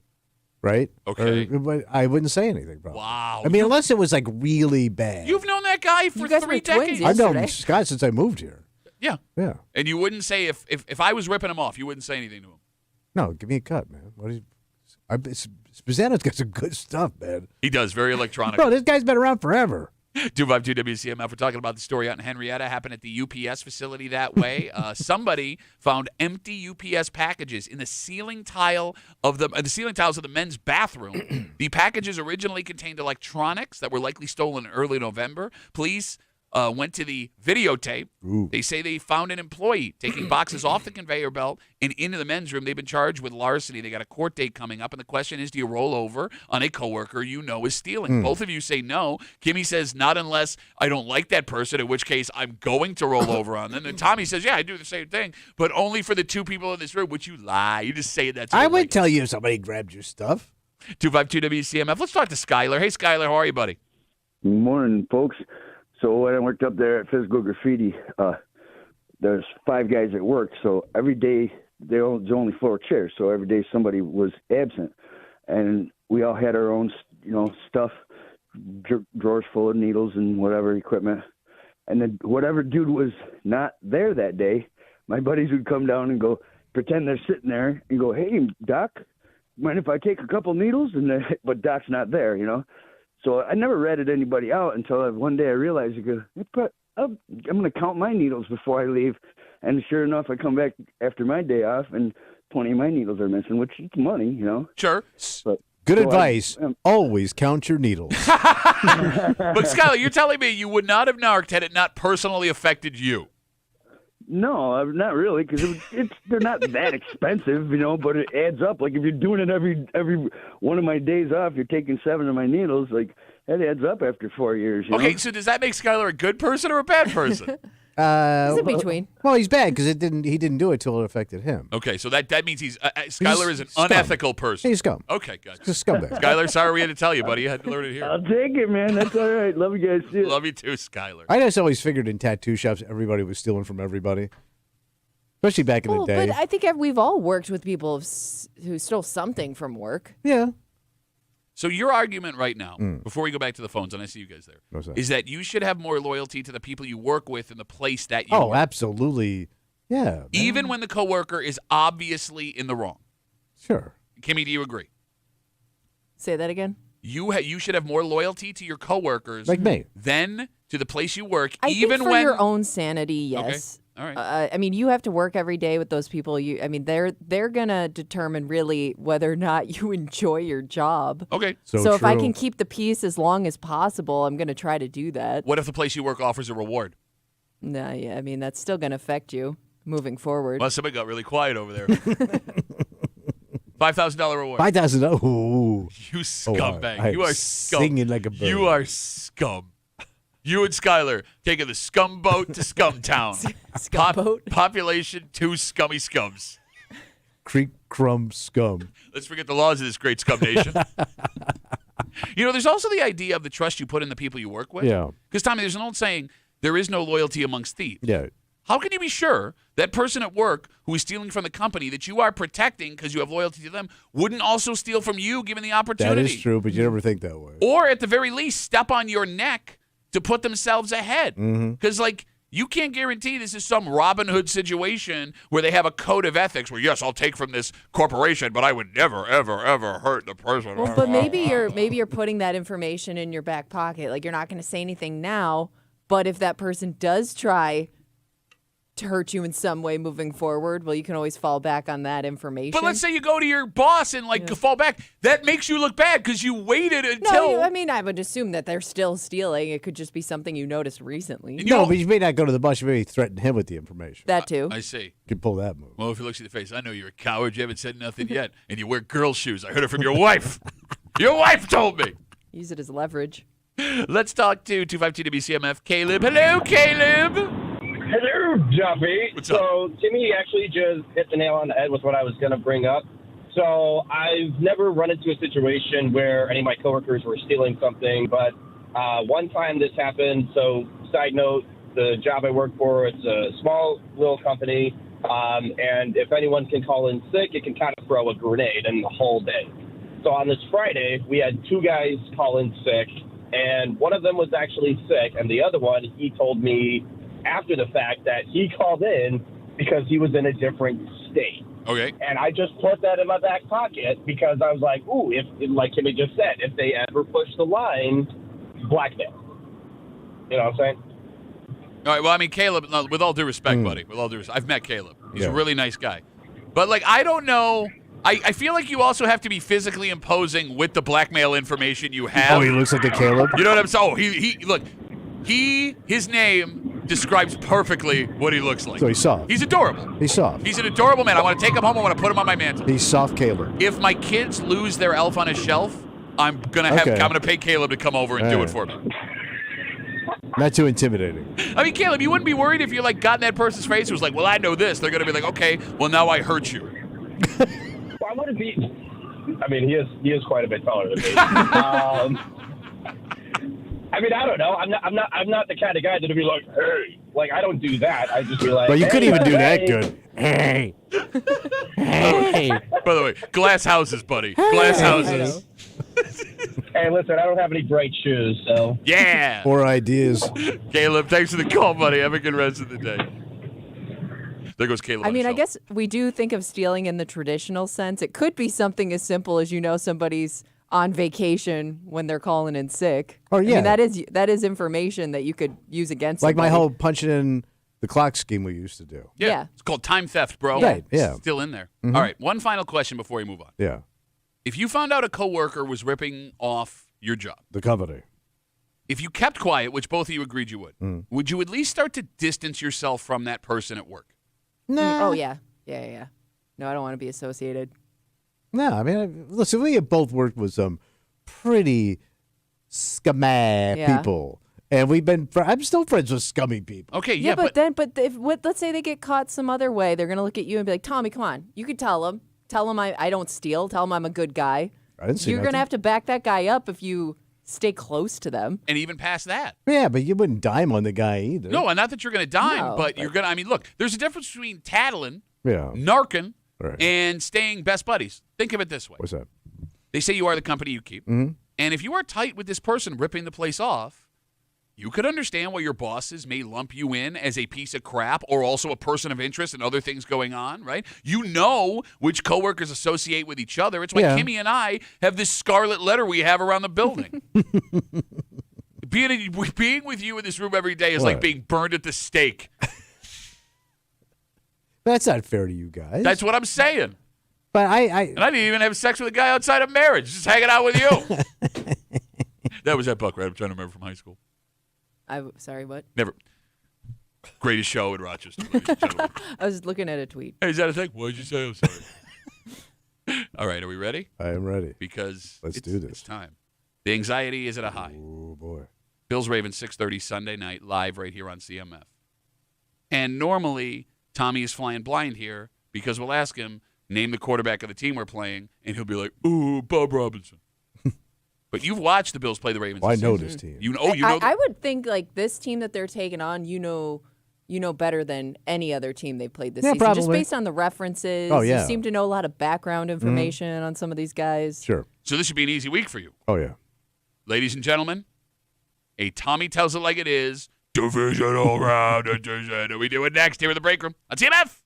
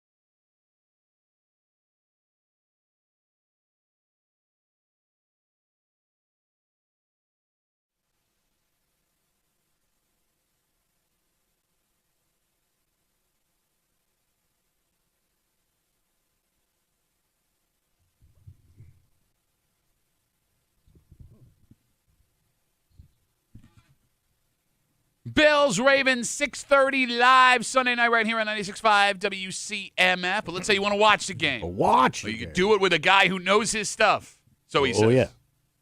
Tommy will be hanging out at the Bill Gray's Tap Room in Chai. Delicious food, fantastic drink, feminine shoes. Go watch the game with Tommy and the crew out there at the Bill Gray's Tap Room in Chai with your friends from 96.5 WCMF. You are hanging out in the break room, Rochester's Classic Rock, 96.5 WCMF, and I think Kimmy hit it right on the head.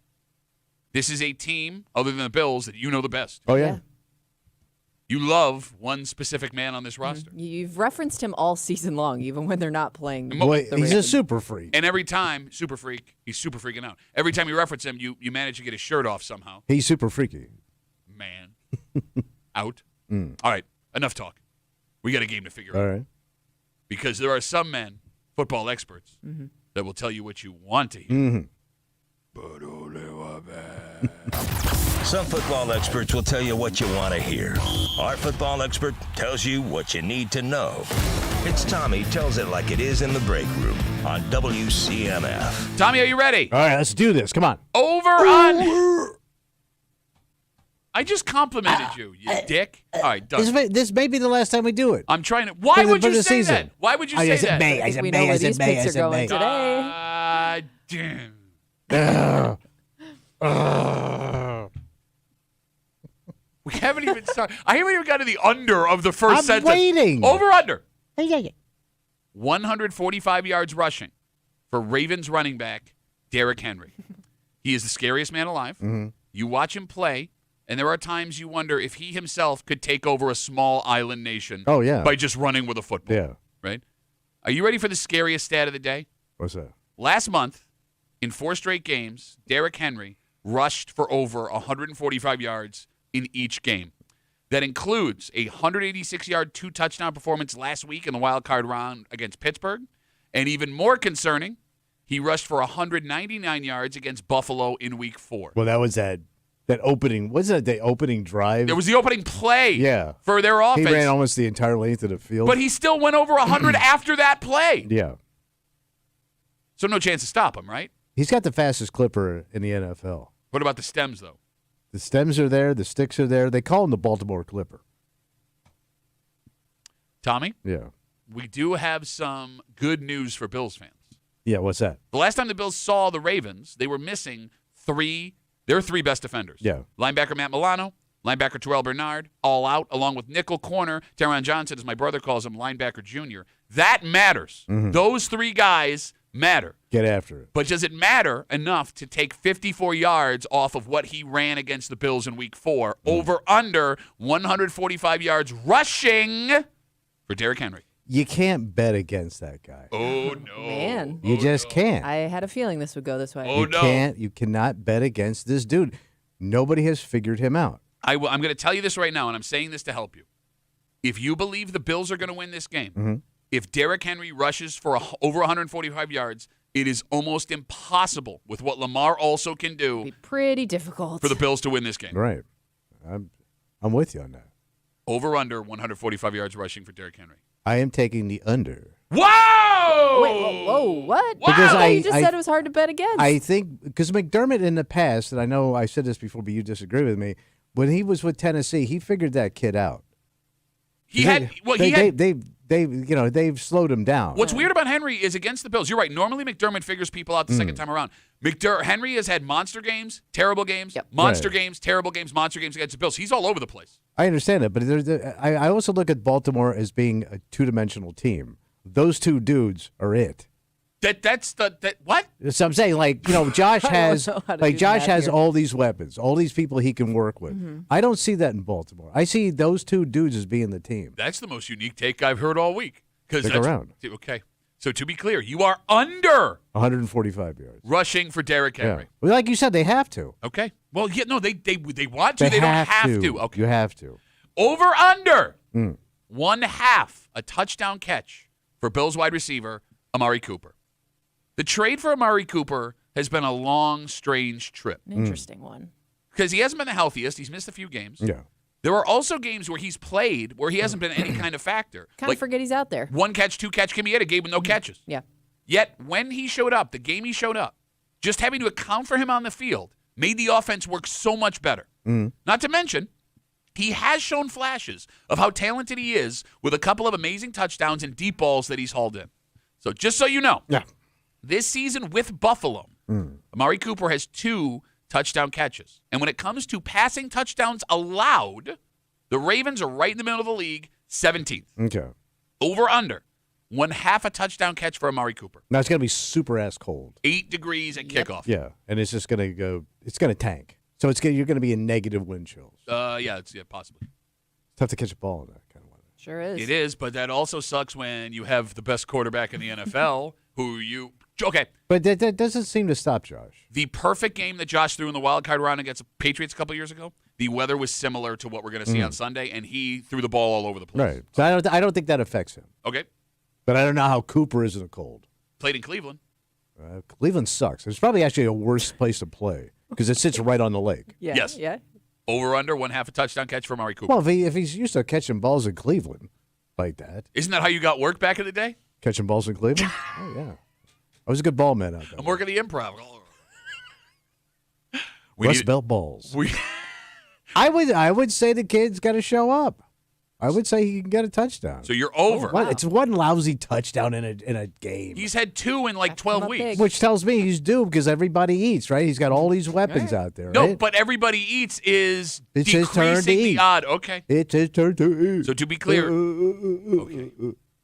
I'm trying to be patient. I'm trying to be patient. Shut up. Hard for me. To be clear, you were over 1/2 a touchdown catch. Okay, great. Tommy tells it like it is. Divisional playoff edition. He is under 145 yards rushing for Derrick Henry. He is over 1/2 a touchdown catch for Bills wide receiver Amari Cooper. Tommy, are you ready for your third pick? I am ready. Over under.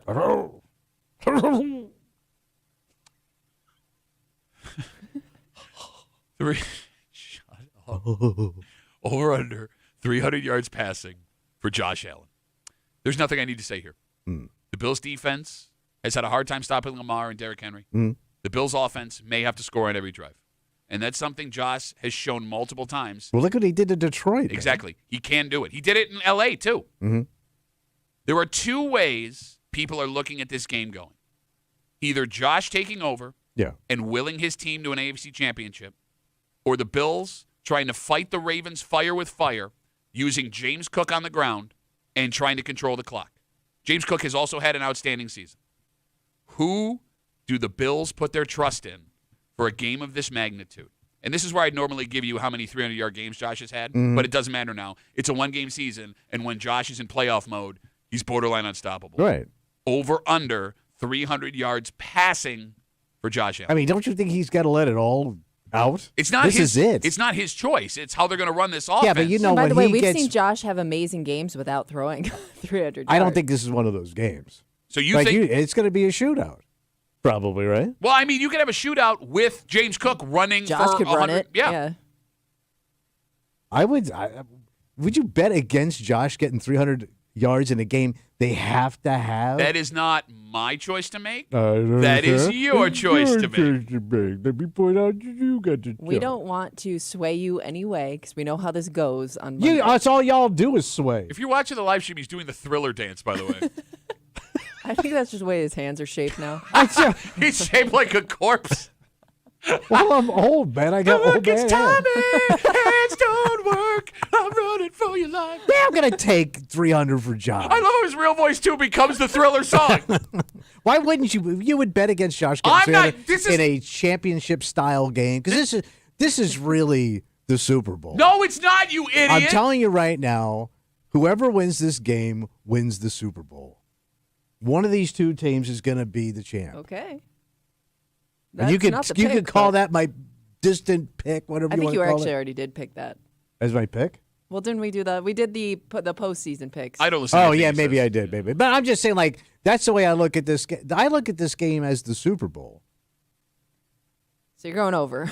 Is that what we've concluded here? Like, to me, like, whoever gets it goes. That's Okay. it. You're the champs. So to be clear, Don't even go to New Orleans. To be clear, you Give are it to him. over 300 yards passing Yes. for Josh Allen. To be clear, Pat. Be clear. The Bills, despite being the higher seed, the home team having a better record, are dogs in this game. Which is kind of good, right? Takes a little of the pressure off. It's a little bit. Okay, I don't normally get angry for stuff like this. Yeah. I am furious Really? with the disrespect. Let him disrespect you, I and don't get that. then stick it, push it all the way in. I'm not even talking That about doesn't bother me. I'm not even talking about Yeah. for the No team. lube. In. Kimmy, it's going to be 7 degrees. Mm-hmm. You have Bills Mafia full-throated, Yep. You got hanging home out field all day. advantage. Drunk off day don't you- ass. but The Bills have not lost a home game all season. Sure. Right. And you're .5 dogs in that house. Love it. Because they're going back. Motivation. Because they're going back to that game that they blew. Like you said, they didn't have all their guys. Tommy, Mm-hmm. do the Bills win? And if not, do they keep it within a point? What do you think? Stop asking what we think. Yeah, what no, do you think? I give you what I think, and you're all like, no, Dick. My feet are small. Do the Bills win? And if not, do they keep it within a point? I think the Bills win. Okay. They have to win. Uh-huh. Because I think you're squandering this kid's talent if you don't. Oh, okay. I do. I think I understand you're that- getting peak. You were getting Josh Allen. This may be his greatest season. Right? He has set records that haven't been established. That have been established for 100 effing years. You're right, but it doesn't mean they win the game, stupid. Why do you ask me a question? You just said I'm not giving you enough information. No, your information sucks. Like Danger gives me the good stuff. So why don't you call him the night before? Prep your bit, He idiot. doesn't answer. It always goes to voicemail. Hello, you've reached the Danger household right now. I'm out The blowing Danger my lawn, household. even though it's 5 degrees outside. So- But I'm from Minnesota. It's also weird that he's got a landline and an old school answering It is, machine. but you know how that's they strange. Okay, so you have the Bills winning, Yeah. and then we're good there, right? Well, no, you asked me about the Well, no, the because if points. they win, the points don't matter. Yeah. They're favor. Right. They're dogs Okay, by yeah. 1.5. All right, so, yeah, so yeah. we're good. So that's All it. right. We're done. Well, I don't think it's going to be a. I don't think it's going to be a blowout. Oh, you think it's a Oh. close game? I would think so, right? Okay, within 5. Field goal game. I would say a touchdown. You could just say a win without it being a blowout. He's been really saucy today. Let's get him. Oh, I'm sauced up. You have him winning by a touchdown or more, but not over 10.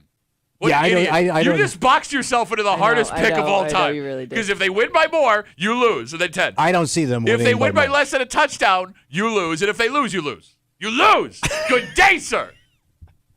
So you have them in a 3-point window of 7 to 9 points. Yeah. 2 points. Yeah, I mean, I think it's going to be a tight game. Okay. All right. So let's recap all of Tommy's picks here. He is under 145 yards rushing for Ravens running back Derrick Henry. He is over 1/2 a touchdown catch for Bills wide receiver Amari Cooper. He is over 300 yards passing for Josh Allen. He has the Bills winning, not in a blue, No, it's going to be like one of those final drive situations. but by more than 7. So that means the only way he wins his pick is if the Bills win by 7, 8, or 9 points. Yeah, like a touchdown. Okay. We will recap all of Tommy's picks coming up just after 9 o'clock on a Football Friday. Our good buddies from 95.7 The Fan, Mike Danger, and from the Let's Go Duffalo podcast, Ryan Duffy. Ryan, not so fast, Duffy buddy. So I think it comes down to the final drive. Okay. And I think the Bills have that final drive. And I think Josh scores the winning touchdown, a rushing touchdown. Whoa. Wow, you're really calling your shot. Okay. And you've had this pick all week because I believe you teased this pick earlier in the week saying, I wait until I got a whopper of a bonus pick for I you." see him like pulling a move, busted play. He runs it in, kind of like what he did with Kansas City. I knew, no, that's what he's doing. He's just repeating Kansas He almost City. like turned around and ran it in backwards. Okay, so I just want to make He's gonna sure. he's gonna be the hero of this game. I want to make sure. The place is gonna go nuts. The bonus pick is the Bills are down. Women are gonna go into labor. Bills are down, driving at last drive of the game. He runs the ball in Rushing touchdown. to score the game-winning touchdown. Okay? Danger. He hands the ball What? to your Whoa. dad. Stop. Oh. Okay, you He hands the ball That was a doable bonus pick, you to your idiot. dad. This is a joke pick. No, This- no, he said it. Commissioner. No, Damn it. no. He hands the ball to your daddy, and then your daddy goes to hand it to a kid, Uh-huh. and then goes psych. Sounds like my childhood. Danger, Ryan, just after 9 o'clock to recap these picks on a Football Friday here on CMF. I think Kimmy's going to love this idea. I think you're going to hate it. One, because you eat like a bitch. And 2, because you're going to look at his low class. Man, you don't even get to choose what you want, man. Oh, where are you eating now? Don't control me, man. Your mom's house. We'll get to it next here in the break room on CMF.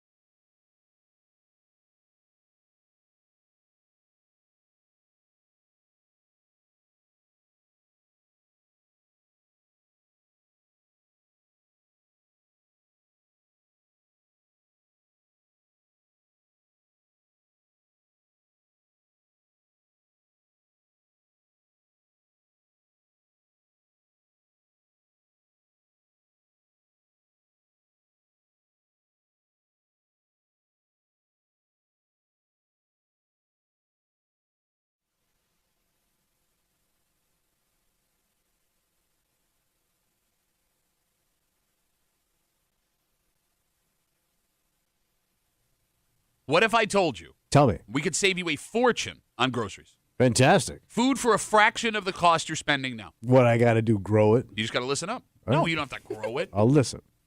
You would like that anyways. Well, you can't grow hair. How's it going to grow? This new idea combines 3 of America's favorite things. What's that? Food, saving money, All right. and gambling. Ooh. You hanging out in the break room, Rochester's Classic Rock, 96.5. WCMF will jump right into it. Tommy, allow me to introduce you to a new app that could save you so much money. What does it do? It's called Too Good to Go. Oh. Here's how it works. The app connects customers looking for a deal with businesses that have surplus food. This week, 10NBC did a story on it. Talked to a woman named Sarah. Yeah. She used the app to purchase 2 what they call grab bags from Whole Foods. Oh. For $20. She got stuff like mashed potatoes, a salmon dinner, and burritos. I'm sorry I pronounced the L in salmon. So, Salmon dinner. are you going to Whole Foods and taking this? You could have it delivered, I think, for a little bit more. But it comes from Whole Foods to your house. Yeah, you can go. But it's got to be like, is it like getting close to being out of date or something? Hey, will you let me tell you the story? I'm man? listening. The app's out of Denmark. It's in the process of being rolled out in Rochester. Right now, they have 2 participating businesses, Whole Foods and a restaurant called Nautical Bowls. You have to pay a monthly subscription, and each bag costs $1.79 on top of what the business sells it for. But folks who use it say you can still save a fortune in costs as long as you don't mind eating a mystery bag of groceries. So you have no idea. You can't be a picky eater. Yep, grab bag. All right. Grab bag of food. To give you the information you're looking for on the food, the company said the food is perfectly fine. Quote, all the food that is sold on our app still has to be perfectly safe to consume. It has to follow all the guidelines that it would have if it were sold at full price. The reason it's on our app is because because it just didn't sell at full price. It sounds like these stores and restaurants. Slower Like moving surplus product. You got it. Like you have 15 burritos left over. They're going to go tomorrow. Right. You know that you're not going to sell them. We'll put them in the grab bag. Okay. You in? No. Man, I'm not doing mystery goddamn bag of food. Why? I want what I want. Because I mean, it's gotta be. I want it right now. Look, you're a picky ass eater too, so don't be like yelling at me. Got that? I could eat a salmon dinner. Salmon. Salmon dinner. So you just want what you want. I don't you don't want care about busted saving money. ass. Because it sounds like it's going to be stuff that, like you said, it's going to be unpopular food. What are you talking about? She got mashed potatoes, burritos, and salmon. But it's like, it sounds like chintz. No, you're just making that up. Well, why is people didn't buy it? Well, it could just be they ordered too much of it. But like that burrito, that's like a prepared food. Yeah. So you're going to have to eat that quickly. Yeah, maybe you got it for dinner, or you could freeze it. Frozen. I'm out on that. Who's ever heard of a either frozen gonna- burrito? Whatever. Who's ever heard of a frozen burrito? But it's like it's like going out of date burrito. Kimmy, Yeah. you in? I think I would be in if I was just me, if I was a single person. Okay. But I think my husband's too picky for this. Really? He How does he needs, get like- that big being picky? No, he needs like a certain amount of protein. He needs a side. He needs, I just think I don't Two even know if full it would breasts. be enough food. No, if he for needed him. that, we wouldn't know him at all.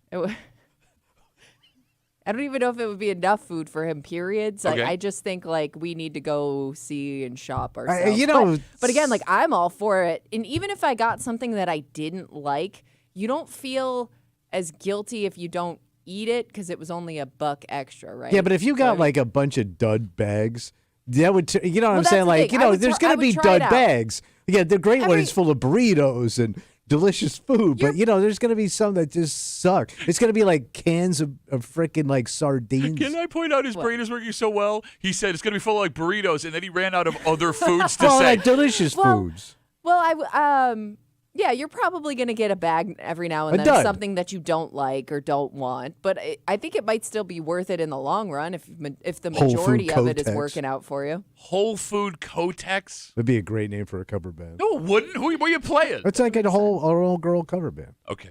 Look, just off the bat, whether or not you think this is cool, it would eliminate a few types of people. If you have food allergies, this would be. You couldn't do this, right? The nut'll kill you. As you brought up with Tommy, if you have a diet or some kind of religious food restrictions, this probably wouldn't You're be out. for you. And here's the thing: I have not downloaded the app, so maybe they have places where you can say like, I can't have this. Selection, So whatever comes in my bag shows up. But outside of those scenarios, I don't see what the problem is. I would definitely try it. It sounds fun. Yeah.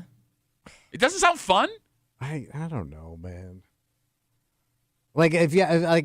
if you had something delivered to your door by accident, you open up the door, there's like some food there. Yeah. That's Surprise. fun. But if I gotta go to Whole Foods and just grab a bag, and go, oh, this sucked. It's the same thing. So if you're stealing somebody's to-go order, that's fun. Yeah. It's the same exact thing.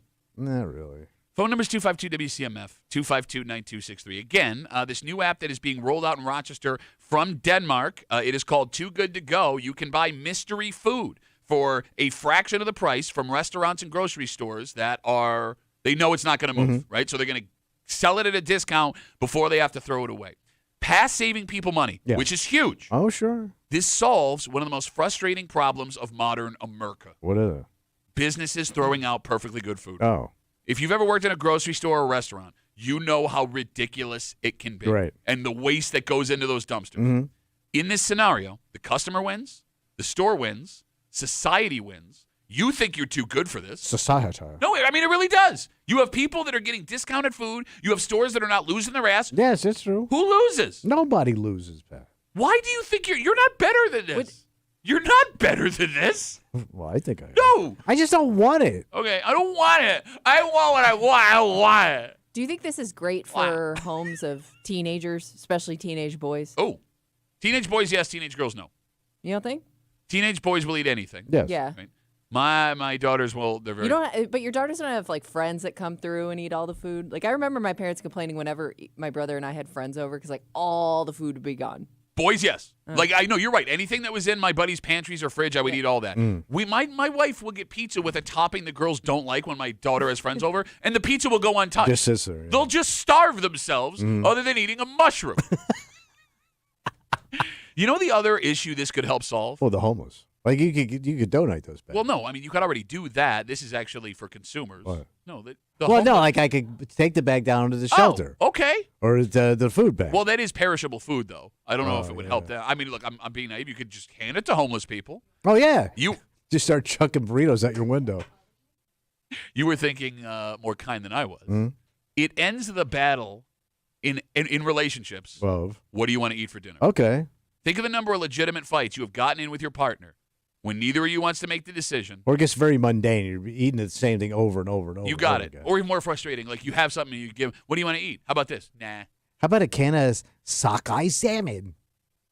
I mean, it takes care of this, though. You let the bag decide what you're going to eat. And no one in that relationship can be mad with the other if they're dissatisfied with the results. That's true. Because you spun the wheel. But you're right. You cannot be a picky eater. It won't work for a picky person. Okay. You know how that goes. If you got one picky person, it's very hard to cook or to shop. No, I agree with you, but in this case, I'm not the one that's going to catch hell because I cooked the wrong thing or I took you to a restaurant and Right. couldn't find anything. Blame the bag, baby. All right. Put that on a T-shirt. Blame it on the bag. 252 WCMF. Let's talk to Rob. Hey, Robbie, how are you, buddy? Not too bad. That app sounds appealing to me. But I right now use Flash Food at Tops. They do the same thing. You know, they load up all the stuff that's discounted, that's going to expire. Boom. Pick out what you want. You go and pick it up and pick other stuff up, and you're done. Okay, so wait, I haven't heard of this. So is it on the app? Is it in the store? They give you the list of things that are discounted because it's coming close to the end? It's Flash Food. It's an app, but Tops uses it. Other places use it too. Okay. Flash food. So it's going to expire soon. This is like your parents.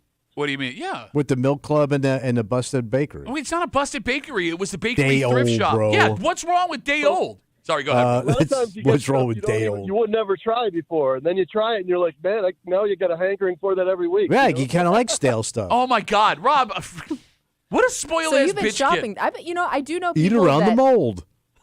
I do Kinda know so. people that maybe they don't use this app, but they go straight for, like, if they're like shopping for a certain type of meat, Dented like they'll cans. get the one that's about to expire because it's usually like marked down. Yeah, no, I mean, Rob, to your point, like, when you walk in, if you're going to have a cookout or burgers or something, and you see that, like, special price, You're because gonna cook them today. Why What's would the you problem? not take Yeah. that? Well, it's also been sitting there for a while. So? Still meat, It's bro. not- It's but not it's old expired. meat. Rob, thanks for the heads up, man. I appreciate the call. Yeah, man, have a good day. All right, there goes Rob. I don't want meat that's been laying for too long. Why? So when you go to the store, do you look for like the freshest I always one? check the days. Yes, I dig through everything. That's why they have to sell that other meat at a discount. No, it's true. Because idiots like you, again, First of all, I know the system, man. I always look for the longest date. no, you don't know the I system. want bang for my buck. You're buddy. cooking it. You don't. you cannot. No, tell but the I mean, I difference. cook it like that day. I and I mean, don't. I'm cooking that day. My tummy is too small to eat all Well, of you this. eat your slimy goddamn ground beef then. No, because I was out at your mom's house last night. Slimy corned beef.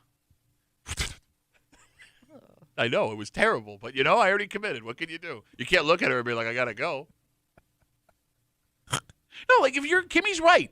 If you're going to cook it that day, who cares? And who buys meat that they can't cook all at once, you bitch-ass bitch? No, if you cook shop it a for the little week. at a time. Oh, yeah, you shop for the week? Yes. Yeah, that's what you do. Bitch-ass bitch. Oh, we got Facebook messages coming in. 252-WCMF, 252-9263. Again, we're talking about this new app that has shown up in Rochester. They have partnered with Whole Foods and another restaurant called Nautical Bowls. It is called Too Good to Go. Long story short, it's surplus food that businesses, restaurants, and grocery stores know is not going to sell, it sounds like, by the sell-by date. Yeah. So, for example, this woman, Sarah, they talked to in 10 NBC, she purchased 2 what they call grab bags from Whole Foods for $20. She got stuff like mashed potatoes, a salmon dinner, and burritos. Saves money, keeps restaurants from throwing out food. Great idea. It's man. great for society. Nate writes us on Facebook, this hurts businesses more than it helps them. Why would I pay full price for dinner at a grocery store if I can spend less and still get something to eat? They want us to pay full price for their good stuff. They'll lose money if this becomes popular. Does he have a point? I mean, it would have to really get popular, I think, to like screw up Whole Foods. Maybe it would hurt a small restaurant. I can't imagine it putting a dent in Whole Foods or any big chain. It's stuff you're going to toss anyways. Right. So there's only so much of it. Yeah, but I mean, And there's a certain. This only appeals to a certain type of shopper. Yeah, you're right. There is a significant part of the customer base that will never even use it. Don't have the time. By the way, I don't like the way you said that. A certain type of customer? Yeah. Shopper? Yeah. Yeah.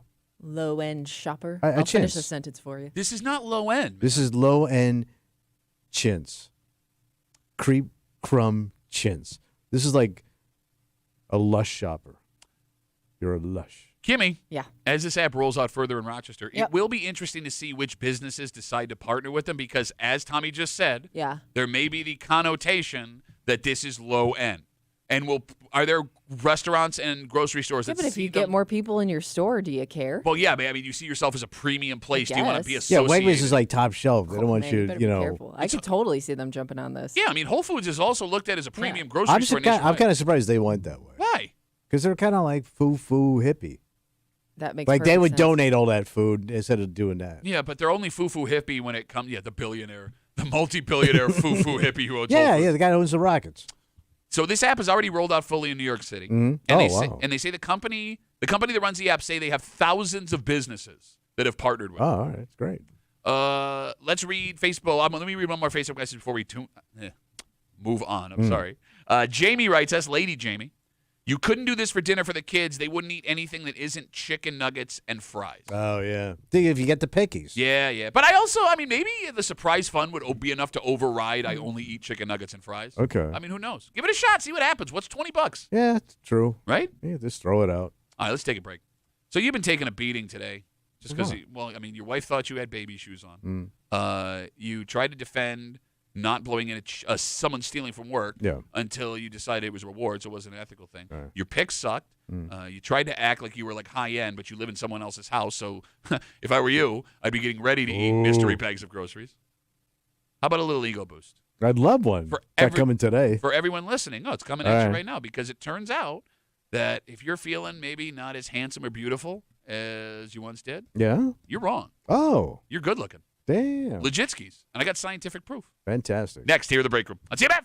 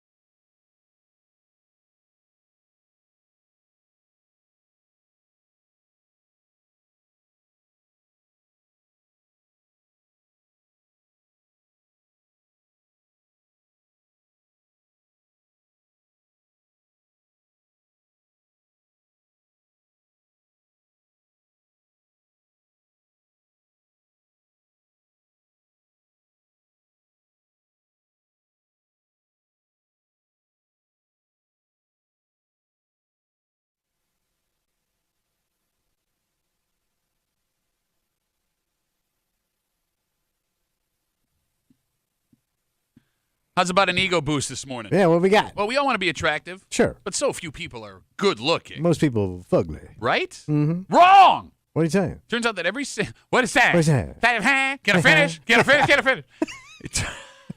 It turns out What? that every single person listening to this show is really good looking. No, they're not. As long As what? You ain't looking at them? as you are in a group of at least 20 people. Like your ugliness blends? You smooths it out? You're hanging out in the break room. Rochester's Classic Rock, 96.5. WCMF. We'll jump right into it. Recently, Columbia University, ever heard of it? Yeah, it's a pretty big place. It's a good one. They did a study on what it means to be attractive, and they got a whole bunch of people together, and they had strangers rate other strangers based on how good-looking they thought they were. Yeah. Now, Tommy, you have gone on record 1,000 times on this show saying that the overwhelming majority of humans are ugly. Yeah. Okay. We assume this comes from a place of self-loathing, but it's how you feel. We can't. Yeah. And I guess when we're being bombarded with images of beautiful people all the time on TV and movies and social media, it's easy to think that way. Right. Well, the study showed the exact opposite. What's that? The average person in this study was ranked as good-looking by 20% of the population. Why? 5% Yeah. of the people that judge the average person put them in their top 5% most attractive. Like smoking hot. Yes. And the reason is quite simple. Different people find different traits attractive. And when you are standing in a group of random people, those attractive traits that they are into will stand out amongst the other people.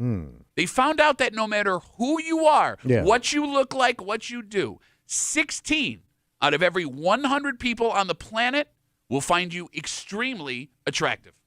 And it works better in a group setting? In a group of people, Yeah. the traits that someone finds attractive will make you stand out when the other people don't have those Kind of traits. like what they're looking for. So, like, let's say they like So eyes. All right, so you zero in. Yeah, you have beautiful eyes. And, okay, well, if nobody else has beautiful eyes, that one trait stands out for them. You are listed as attractive. All right. Let's say they like guys that look like they make cookies and trees.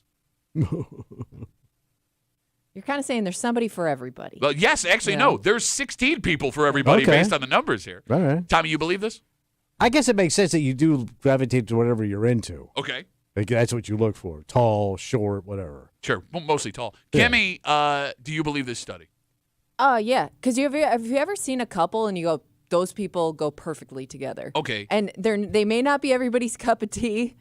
They almost sometimes look like siblings because they're so similar. But they may be if you're in the South. But you know what I mean? You're like, oh, they must have a lot in common, or they must. I could see how the other would find the other attractive because they share the same sense of style or something. Okay, you know what I mean? Tommy's theory when you see two people that look like they belong together is That's what they settled for. so that would fly in the face of this study. But you say settle, that's what they were looking for. You know what I mean? Like that's their peak. But I guess because I'm too judgy and I constantly are looking and judging. Which is and weird because you're so ugly. You do the same thing. Yeah, but I'm slightly less ugly than you are. Where? Why don't you bring that to work one day? Your more attractive self. Now you're just being mean. Because haven't you ever been in like the store and I've done this and I don't know, maybe it's just me, but let's say I'm at Wegmans or something and I go, man, there's like a lot of ugly people in here. I've never done that in my life. No, I've never done that in my life. Busy Oh my doing God. something, I never notice. Like, But then I realize I'm also in there at ugly time. But I do this. I go, man, ugly hour? I go like that. That's like this 7 really ugly person I walked. That has never once crossed my mind. And you look just as much as I do. I know. I notice attractive people. Oh, because they stand out. But you're the opposite. Like Yeah, you're ugly. like the less attractive you find somebody, the more they stand out to you. Oh yeah, that's so weird. I will look at an ugly person far longer than I'll look at an attractive person.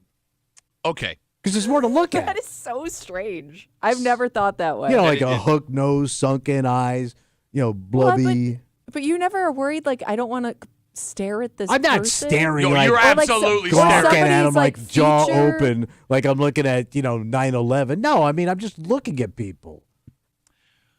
Again, study from the University of Columbia has determined that you are good looking to 20% of the population. 5% of the population thinks you are in their most 5% attractive. And again, it's because everybody has traits that they are drawn to. When you are in a group of 20 people, that has to be in at least 20 people, your traits stand out that they are attracted to, and everyone else blends into the background. And here's the thing. It does make sense because everybody does have some physical feature that they think makes them stand out. For example, Kimmy, what is your physical feature that you think is your best?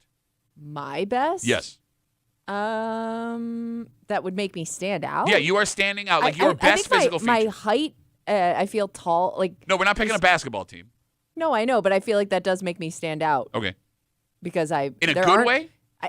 As a kid, I hated it, but I think as I got older, I grew to appreciate being a taller person. Tall, blonde Kimmy. Watch out, boys. Moms, lock up your sons. But I think that's a unique feature for a woman to be taller. But like, no, we're not blowing past this. Nice try. What do you think is your best physical feature, Tommy, that would make you stand out? I'm slight. No, I said not.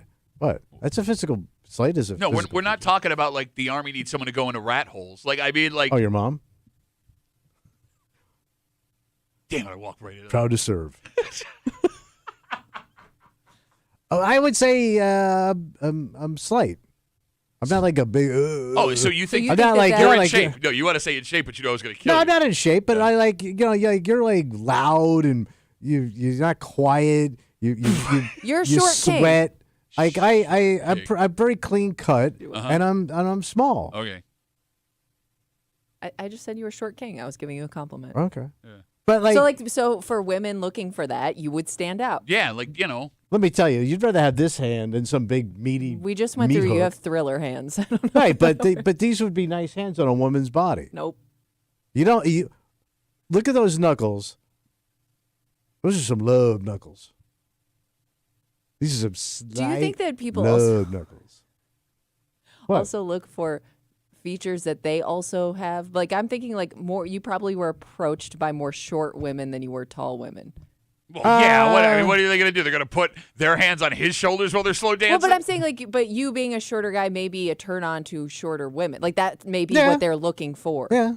Okay, you were trying to say something before I cut you. So, but like women, so we noticed something. At least I noticed it. And I think you agree with me. When girls get together, and let's say they go one night with their girlies, and they take that photo and they're all lined up, right? Like they're all and they all like to line up just to take a shot. But go ahead.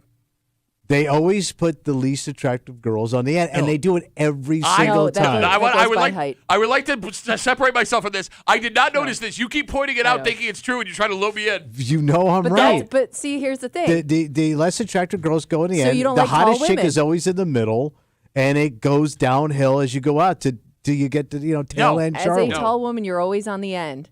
So you just don't like tall That's women. what the tall, ugly girls say. No, I'm serious, because you don't want to be in the middle. It's awkward to stand there in a line of people when you're the tallest person. You always go on the ends. That is ugly tall. Look, that's a guy that doesn't find a tall woman attractive. It is not. Maybe a little scared. I like tall women. Oh, you think he's intimidated by tall women? Maybe. It sounds like it from your theory you just put out there. I've been attracted to tall women. I could hear the way you sold it there. Well, there's not a lot of tall women out there. Every woman is taller than you. Well, that's like normal height, but you're talking like tall, like Amazon chick. Well, no. What's Amazon to you? Kimmy height. She's not even 6 foot. I know, yeah, but she's getting taller there. than me. She's still growing. Under 6 foot is not, as you put it, Amazon woman. Wait, the average woman is probably 5'6". Right? I think it's 5'5". Yeah, so that's my height. Yeah. So tall would be Amazon. No, but I'm saying if you over 5'10", you're getting into a freakish zone. I want all the tall women to come in here and just beat you up today.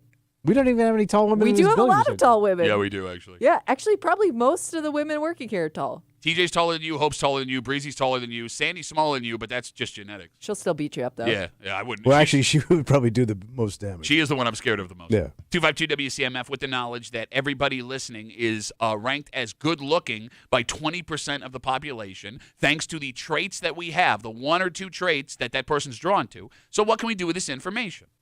Nothing. No, you idiot. What do you do with it? You lean on your strengths. Right. You go with what makes you most attractive. But you don't know that, according to this, right? Because you don't know what somebody's looking for. You're right. Great point. You're right. Yeah. But like we talked about, everybody thinks they have one or two physical traits that make them stand out. So, like, one, focus on those, make those look good. It seems like it also helps if you're looking for someone to go to a place with a lot of people. That'll up your odds of finding. Okay. Well, yeah. Hang out in crowds. Bigger pool. Yeah. That could also be the reason, as we back into this other scientific What's idea, that? why people who try online dating apps have such a hard time. Because if you're looking at one person individually, you are able to focus on their flaws more, which would make them less attractive. Yeah, I mean, it's just a portrait. Yeah, well, and you're getting all the information up front, too. Yeah. To pick and choose. Whereas if that By the way, you can also blow it up and really zoom in on their flaws you're if you the find worst something gross. person that has ever lived in the Like history they of the have, world. if they have like an effed up tooth, you can really zoom in on it. Kimmy, do you have something that you are attracted to in a man that isn't a standard trait? That isn't a standard Something trait? where, like women will say he has nice eyes, big shoulders. Is there something that a guy could have where you're like, I'm into that, and I don't know why I'm into that? No? I don't know what would not be a standard physical trait Okay. that you would see up front. Right. You know what I mean? Okay. Do you have one No. that pops off the top of your head? With women? Yeah, not standard physical trait, but you're like, I don't know oh. if this is a physical trait. I don't like loud women. I don't like loud. You know what I mean? I also don't like women with like big ass mouth, like big man mouth. What? Or like those. You know what I'm talking about? Some You're women just so like weird. like the mouth is bigger than their face mouth, and you know what I'm talking about. I don't like big mouth, loud ass women. We're asking what you like, by the way, not what you don't Yeah, like. you idiot. I like a woman with a nice female mouth Okay. that's not loud. I don't want to date an air horn. Take it to the Bills game. Leanne writes us on Instagram. She says, how is Tommy so confident for someone who looks like he woke up in a nursing home's lost and found? That chick's got a big man mouth. Hold on. She's on Instagram here. No, Leanne is. Let's see. Well, no, I'm not going to show Oh my God, I you. can see her mouth from here, and your phone's looking at you. Got that? I got it. How about a mouth that works? Would teeth be a unique Oh, feature? Because teeth a are guy with major. nice teeth, I noticed. So you're into Teeth are guys. major. Yeah. No, but most women wouldn't say, like, I need a guy with great chompers. So Right. that's what you're into. Well, I'm not into it, You're but into it's teeth. a bonus. It's a weird fetish. No, she's right. Like, because if the teeth are off, it could ruin an attractive person with bad teeth is not that nice good teeth looking. usually means a nice smile. Right. Okay. Like if you saw a girl, beautiful girl, but she's got country teeth. Are you trying to offend everybody know. on the I- planet? Well, don't you've know. you've seen them country chompers. The only reason he is jumping on the teeth bandwagon, Kimmy, What? is because he believes he has nice teeth. He brags Oh, about I it. do have he nice points teeth. out teeth. Yeah. But don't you think I have nice teeth? I don't see your mouth enough. You don't. You see my smile. mouth every day. Okay. I run it all day. I do, but you never smile. Like I don't really know if I know what your teeth look like. You don't smile. You don't. Neither do you, unless something I smile that all bad the time. happens. No, he's right. You don't smile much either. Yeah. Oh, that was the most unnatural thing I've ever seen. None of us smile in this room. I'm a big smiler. Oh God, What? that's not a smile. My teeth are bad. We've talked about this. I got bad teeth. You got you got West Side country teeth. My mouth, I'm not making this up, Country. was held hostage by my orthodontist as a child because my parents wouldn't pay the bill. I'm not making that story. Where'd you go to Ayatollah Dental? Kimmy doesn't know who that is. She knows who the Ayatollah is. She was born in 89. He's still in power. Yeah, but like the OG Ayatollah. Yeah, it's like the seventh one. All right, let's take a break. You get sick, you have this. Okay. But it can be kind of a chore. You got to heat it up. Maybe you make it from scratch. Takes a while. Oh yeah. This is going to make it much more efficient. Oh wow, this is fantastic. And disgusting. And also, in just a little while after 9 o'clock, Tommy made his picks this morning. The boys are coming in. Oh yeah. Recapping those picks on a football Friday. We'll get into all of that next here in the break room on CMF.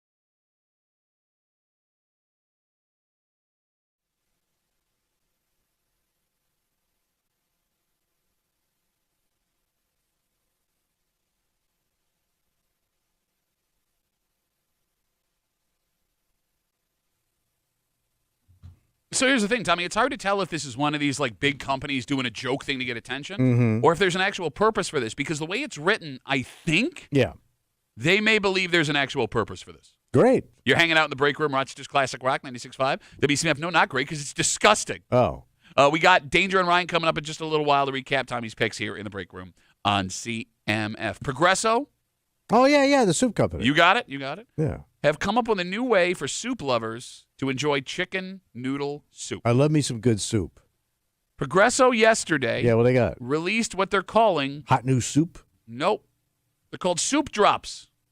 A chicken noodle soup flavored hard candy that looks like a cough drop. Yeah. So it's a chicken-flavored candy? Chicken noodle soup flavored candy. They are sold in a can that looks like soup, but it says Soup Drops. You can buy them exclusively at ProgressoSoupDrops.com. That sounds so gross. That has to be rough on your breath. Oh, I didn't even think about You that. got chicken soup breath. Yeah. So, by the way, if they're sold out now, they say every Thursday for the rest of January, they will continue to release more drops. Why would there be a need? So, like, I get, like, hot soup. It's comforting, like, in a weather like this. What's a chicken ball lozenge going to do for you? So, okay, I'm going to read you a quote from the company, and this is why I think this may not be a joke. They think this is actually a product people would want. Yeah. Quote, when you're sick, nothing is truly more reassuring than chicken noodle soup. So we thought, why stop at the bowl? We took our beloved flavors of Progresso chicken, blah, blah, blah, blah, blah, packaged them into a savory candy soup drop for a new way to enjoy the taste whenever and wherever you want. It's not a comfort food if it's hard. Yeah, that's why our wives are... Okay. Are you curious enough to try it? No? Kimmy? No. Oh, yeah. I mean, like, the flavor doesn't gross me out. It's just I don't get the purpose of it. Well, I'm trying to think of other things you would suck on that wouldn't be sweet. Shut up. Shut up. Well, you would know. I said shut up. You're talking like more like savory foods in candy Like, form. yeah, can you name me a savory, suckable item? Like meatloaf. Meatloaf is a very... No, you don't suck on meatloaf. No, but it's like... Unless you're trying to get a radio job. Would you want a meatloaf-flavored suckable candy? No, that's what I'm saying. It sounds gross. Right. There isn't one. Isn't that the whole premise to Paradise by the Dashboard Light? Let me sleep on it. Like, I can't think of a single... Are there jelly beans that have weird flavors? Yeah, but I thought... there's, But they're always popcorn, like... But jelly they're on, bean... But they're also flavor. on par with snacks. Like they have like popcorn flavored jelly beans Yeah, and... but it's still not like a traditional sweet. I But there's guess, no jelly bean that tastes like soup. that soup we know beans? of. Well, Yeah, I that'd mean, be so nasty. there probably is a jelly bean that tastes like soup. So, by the way, all of this, you can get a can of these for $2.49. So it's not even like it's expensive. Like, if you can get your hands on them, Yeah. I feel like I kind of have to try it just to know what it's like. I would be worried, though, if I liked them, because now I'm popping hard chicken noodle soup. And Yeah, again, but I just feel like it'd be a weird aftertaste Oh yeah. all day. It's one of the, She's right. It's one of those candies where you're right. If it has a weird aftertaste, you have to keep eating them. So now I've become addicted to hard candy that tastes like chicken noodle soup. I'd also be afraid, like, once I eat it, I'm tasting it all day. You know, I hate that. What? Nothing. I hate when I get that taste in my mouth, you know? Yeah. And it lingers. I like to cleanse what they call it, the palate. Yeah, you're not going to believe this, man. You're not going to believe this. What? I've got this new business. Where I can cleanse my palate. Well, yeah, you know, because you're right. If you're going to spend money on food, you want to enjoy all of it. I don't want it to linger all day. Oh, no, nothing to worry about. I've actually got a kiosk that sells these things. Oh, where's it located? Oh, it's in the men's room. Oh, what's it called? It's called Uncle Pat's. Close your eyes, open your mouth. I'm going to cleanse your palate, goo all up in your jaw. Sauce. It's a lot of work for one little hard candy. It's a big hard candy, buddy. No doubt that. Yeah, we've seen each other's penises. 252 WCMF again. Progresso Soup has released Progresso Soup Drops. They are hard candies that taste like chicken noodle soup, and it sounds like this is a way for people during flu season to get the comfort of chicken noodle soup without having to make chicken noodle soup. I can't believe like that got through. Like, think of like to have an idea. Like, you're probably going to go in front of like a board of people to present it at Progresso, and it has to go up to the chain, and then they have to manufacture. Somebody didn't have the wherewithal to go stop. Well, no, but here's the thing, man. Stop the cans. When's the last time have we ever said the name Progresso Soup on the air? Yeah, I mean, why wouldn't you want that if you're Progresso? It's a national news story today. All right. So this is why you're the worst businessman of all time. Hey, stop getting attention for our product. Well, it's not good attention. For the first 2 years of this job, Tommy just yelled everything into the wall. They had to show him where the microphone was. Barbara's on CMF. Hey, Barbara, how are you, buddy? Morning, guys. A quick What are you doing, wrestling a bear over there? Speakerphone by accident. Okay. A quick relate to yesterday. There wasn't an FDR that said a chicken soup in every pot, a car, a cousin for every bedroom. But boo! Boo! All that for that flop. Barbara sucks.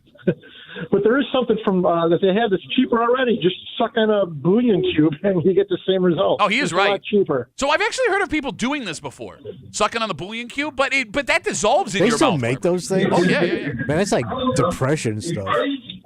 Barbara, I'm going to let you go because your I know, gorilla it fight's sounds like killing you're me, but thank you struggling. for the call. I appreciate it. No, I mean, I don't think that works sucking on a bouillon cube? because it's like concentrated. I understand what a bouillon cube is. Like you're getting like a gallon of broth in your mouth. I know that's your standard. You're looking.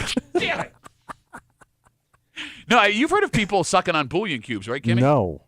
No, I'm- I don't. I'm know. from the bullion generation, and I've never seen anybody I'm bullion The cube bullion not generation. familiar. walking around with a bullion cube in your mouth full of beef broth. By the way, why would bouillon cubes have gone out of style? How else would you make soup? You can buy broth in a can. No, or- but people like to make it from scratch. that ain't scratch. Kind of. It's powdered beef balls. You know, it's like the worst parts of the animal. No, it's the broth. not, you Yes, it is. idiot. They take all the beaks and all the balls and all the butts and the tails, and they grind them all into bouillon cube. Kimmy, will you Google what's in a bouillon cube? Bro, you think they're going to tell you? Oh, you're talking about big bouillon? Yeah. It's everything they don't use. Shut up. By the way, soup, I feel like soup made from bouillon versus the soup in the can or like the broth in the box or the can. I feel like the bouillon's always better. You can taste the bouillon more. I control how much bouillon flavor I get based on the water I put in. Okay, so were you raised on like broth? Yeah, Like- of course. Like when your mother cooked, was it mostly like bouillon cube stuff? Well, so here's the thing. We were a big ramen noodle family because they were so cheap. Yeah, yeah. And it comes with its own, Yeah, that little flavor packet. Yeah. There was a point, I'm not making this up, You where just did the packet? No, it wasn't me. This was gross. And I can't remember if it was Ryan or my sisters, would just eat uncooked ramen like it was. Like- Yeah, my like sister crunch Megan. on it? Yeah. She would like eat it like it's a sandwich. Does that doesn't sound pleasant. No. Doesn't That's that like mean you're eating raw lacking pasta. Yeah. like a mineral or something in your diet? Like you chew on it because I forget. There's like some condition you can Oh, have yeah. for why you would crave like dry noodles. I don't or know. something. She would do it all the time as a kid. Kimmy, bouillon information. What it contains dehydrated meat or vegetable stock, Dehydrated meat. salt, That seasonings, is code for rectum. a small amount of fat, all compressed into a cube form. Yeah, as soon as you say meat product, you getting you some ass. That's not true. You getting ass. All right. Let's take a break. This is it. All right. I mean, it's win or go home. Oh, yeah. We talked this morning about how this is a legacy game. Super Bowl is great, but anytime Lamar, Patrick Mahomes, Josh Allen, and Joe Burrow face off until their careers are over in the playoffs, these are the ones that get remembered. And now you have Derrick Henry to deal with, too. Tommy made his picks this morning. Our buddies from 95.7 The Fan, Mike Danger, and from the Let's Go Duffalo podcast, Ryan Duffy. He is in his outfit. Yeah. I recommend now, if you would like to see what he is wearing, you log on to the Odyssey app, WCMF.com, YouTube or Twitch, The Break Room, WCMF. I don't know if this is funny or offensive. If it's what I think it is, it's based on what he did last week. Uh-huh. It's pretty offensive.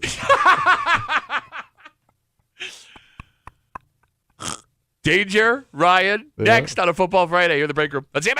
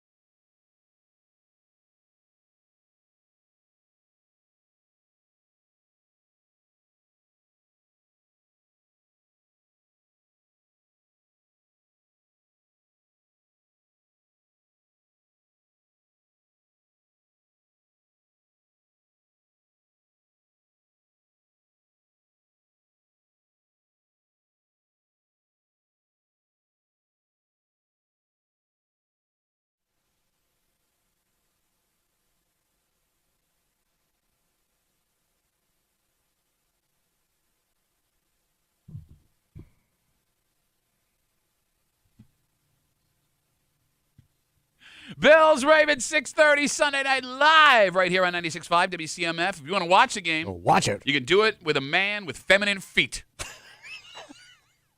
Tommy Muley will be hanging out at the Bill Gray's Tap Room in Chilai. Fantastic food, delicious drinks, and Tommy. Go hang out with Tommy and the WCMF crew at the Bill Gray's Tap Room in Chilai, also with your friends from CMF. All right. WCMF.com, the Odyssey app, YouTube, and Twitch. Yep. Joining us, the Break Room WCMF on YouTube and Twitch. By the way, that brought to you by our good friends at Three Heads Brewing. Three Heads Brewing, stock up with Kind IPA for the big game this weekend. You could go there tonight to get it. Oh, nice. And while you're there, see one of our good buddies joining us as he does every pregame from 95.7 The Fan, Mike Danger. How are we feeling? Nervous? Okay. Oh, you'll be fine tonight.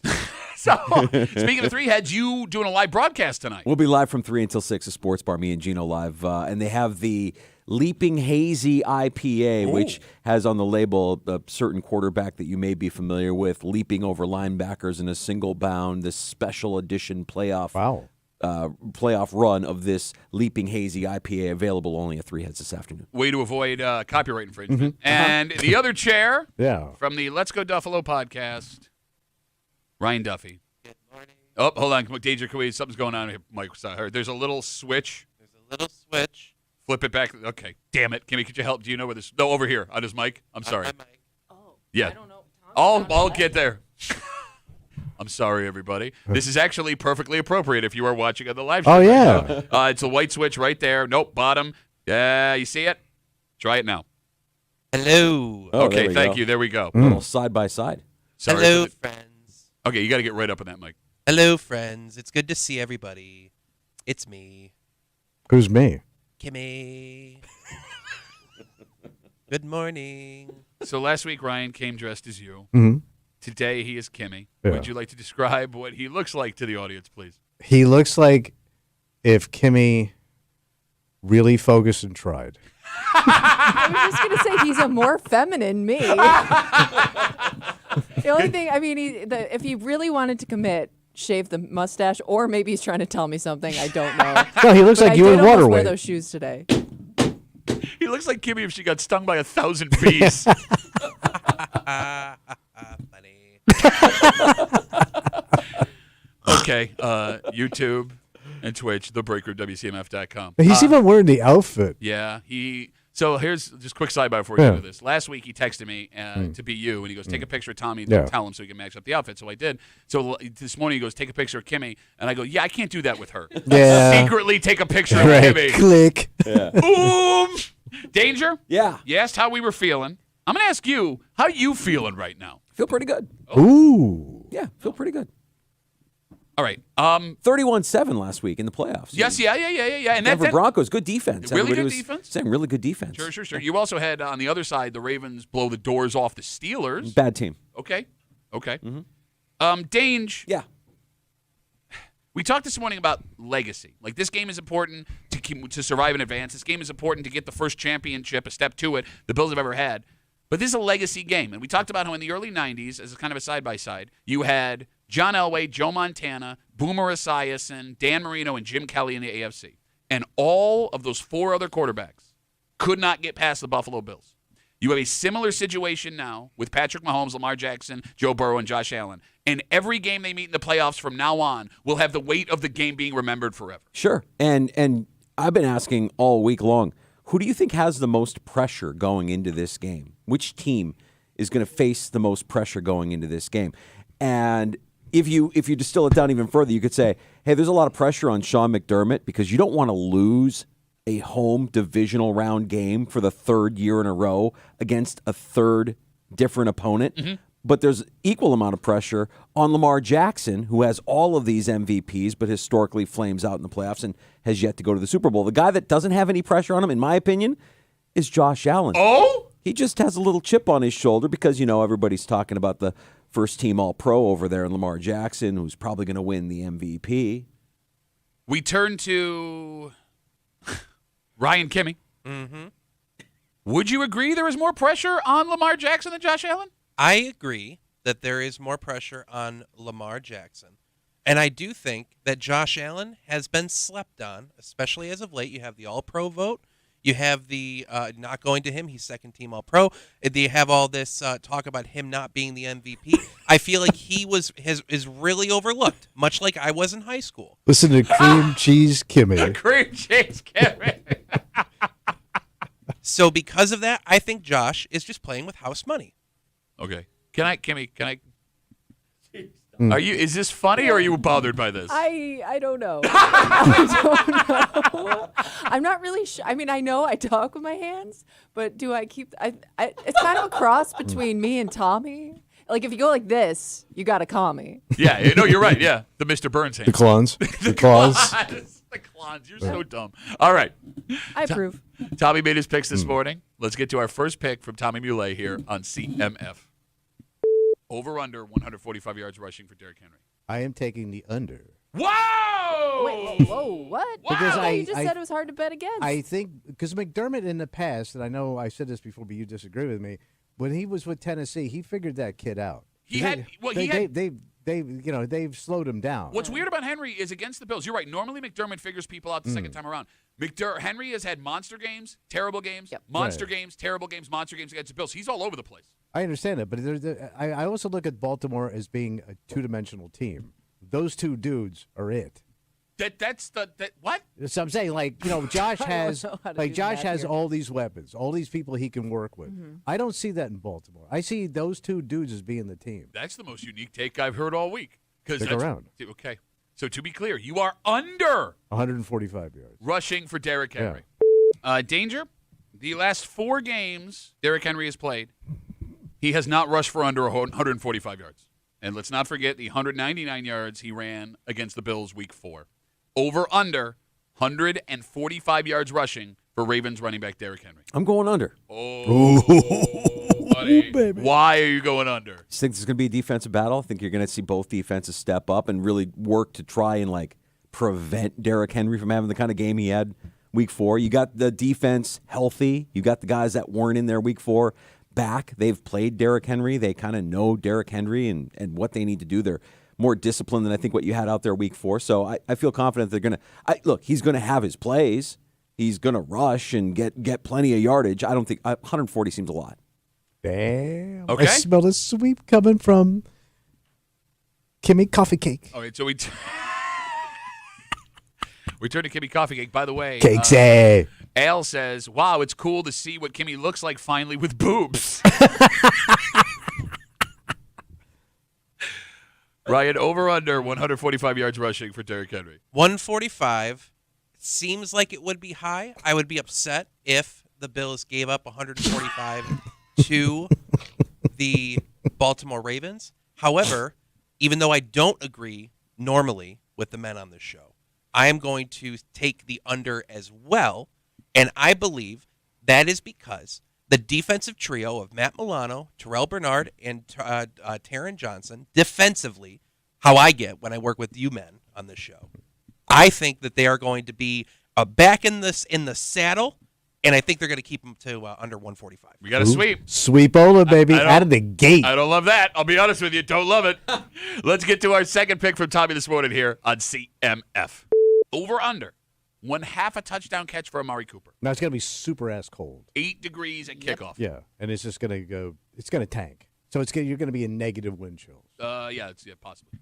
It's tough to catch a ball in that kind of weather. But I don't know how Cooper is in the cold. Played in Cleveland. I would say the kid's got to show up.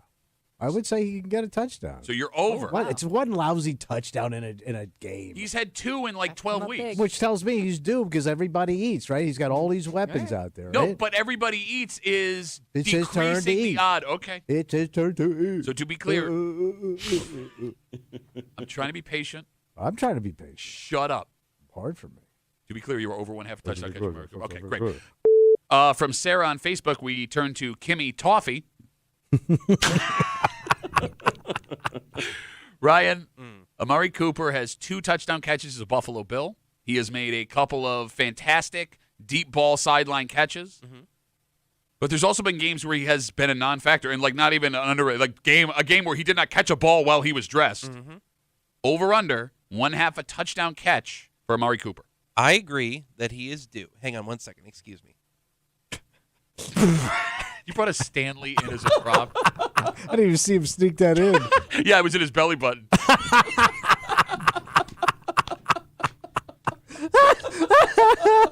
Got him. I don't understand how you guys. I don't understand how you deal with this every day. How we deal with this every day. Okay. You know, I think it's Amari's turn to to go off. You had a great catch from him toward the end of the season. He hasn't gotten in the end zone much lately, but I do think that this is the time, and I think the Bills are going to try to get out of the gate real fast to build a lead and control the time of possession. I see Amari Cooper getting into the end zone 100%. So you are over 1/2 a touchdown. I am over you and 1/2 a touchdown. Danger, like the Amari Cooper trade on the whole is strange because he is not producing the numbers that you think a third-round pick that they gave up to get him would justify. But you have to agree the offense has looked completely different with him there when they have to account for him. So it's a worth it, not worth it. Over under 1/2 a touchdown catcher Amari Cooper. I just wonder, is Josh Allen, does he trust Amari Cooper? Does he trust him enough to go to him with frequencies? Built that trust over time with Khalil Shakir. I think Keon Coleman has a nice game. Sure. Why not? Let's go ahead. Say Amari Cooper gets a touchdown. So you're all double sweep. Damn it, guys! Tommy tells it like it is. Recap with our good buddies from 95.7 The Fan, Mike Danger from the Let's Go Duffalo podcast, Swollen Kimmy. Let's get to our third pick from Tommy this morning here on CMF. Over under 300 yards passing for Josh Allen. I mean, don't you think he's got to let it all out? It's not this his, is it. It's not his choice. It's how they're going to run this offense. Yeah, but you know, by when the way, he we've gets, seen Josh have amazing games without throwing 300 yards. I don't think this is one of those games. So you think it's going to be a shootout? Probably, right? Well, I mean, you could have a shootout with James Cook running Josh for could 100. run it. Yeah. Would you bet against Josh getting 300 yards in a game they have to have? That is not my choice to make. That is your choice to make. Let me point out you got to. We don't want to sway you anyway because we know how this goes on Monday. Yeah, that's all y'all do is sway. If you're watching the live stream, he's doing the Thriller dance, by the way. I think that's just the way his hands are shaped now. He's shaped like a corpse. Well, I'm old, man. I got old man. It's Tommy. Hands don't work. I'm running for your life. Yeah, I'm going to take 300 for Josh. I love how his real voice, too, becomes the Thriller song. To be clear, you Give are it to him. over 300 yards passing Yes, for Josh Allen. to be clear, Pat. Now, Danger, statistically, this isn't even bias. For the games he's played in the playoffs, he is number one in almost every statistical category. Over under 300 yards passing for Josh Allen on Sunday. In his 4 games against the Baltimore Ravens, Josh Allen has never completed more than 215 yards. Oh! I'm going under. See, didn't tell me that. I said call Danger, and you said he won't answer your phone He call. doesn't answer. No, my voicemail. You got my voicemail, No, right? this morning. I call your house. Oh, you call my landline. He's so old, he did an impression of him calling your landline without realizing it, and then he did your old answering machine, yeah. and then it beeped. I had to replace the tape. It got eaten up in the answering machine. We turn to Kimmy Ryan. Dan on Facebook says, Hi, Dan. now we know what it would look like if we cross Kimmy with a scared blowfish.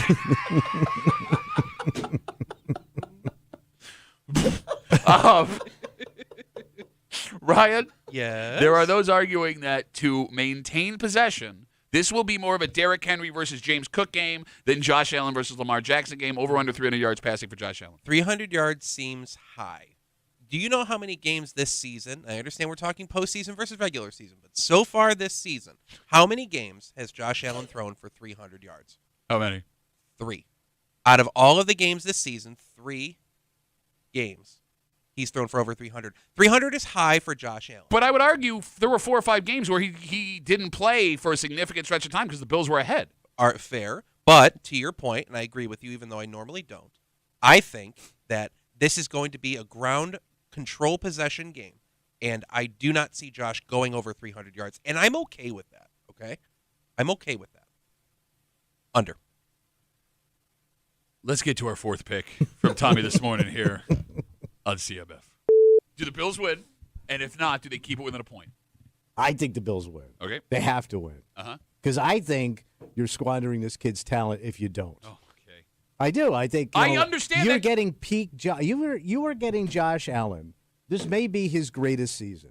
Okay, so you have the Bills winning, and then we're good there, right? Well, no, you asked me about the no, because if points. they win, the points don't matter. Yeah. They're favor. Right. They're dogs by 1.5. All right, So, so we're good. So that's All it. right. We're done. Well, I don't think it's going to be a. I don't think it's going to be a blowout. Oh, you think it's a close game? I would think so, right? Okay, within 5. Field goal game. I would say a touchdown. You could just say a win without it being a blowout. He's been really saucy today. Let's get him. Oh, I'm sauced up. You have him winning by a touchdown or more, but not over 10. What Yeah, an I don't- idiot. I you don't- just boxed yourself into the hardest pick of all time. You really did. Because if they win by more, you lose, and then 10. I don't see them winning. If they win by more. less than a touchdown, you lose, and if they lose, you lose. You lose. Good day, sir. So you have them in a 3-point window of 7 to 9 points. Yeah. 2 points. Yeah, I mean, I think it's going to be a tight game. Okay. We turn to Ryan here. Yeah. Renee writes us, if Kimmy hadn't made a final decision on not having kids before today, she's done it now. Ryan? Mm-hmm. The Bills started as 1.5 favorites. They are now 1.5 dogs. Over under, or excuse me, do they win? And if not, do they keep it within a point? I think that this is going to come down to coaching. John Harbaugh versus Sean McDermott. And there is no doubt that the Ravens offense has been on fire. But if anybody knows anything about me, I am into guys who have no hair who put out fires. That's good. That's good. Bills win and cover. Go Bills. Okay. All right. Dangerous, we get back to legitimate football talk. I am furious. I normally don't buy into like disrespect stuff, like that idiot from down in Baltimore. Like, what a clown doing that radio stuff. Oh, city losers. Yeah. Why don't you go ride a roller coaster for 24 straight hours tomorrow? The line moving to 1.5 for the Ravens really bothers me. Mm-hmm. This team is undefeated at home this year.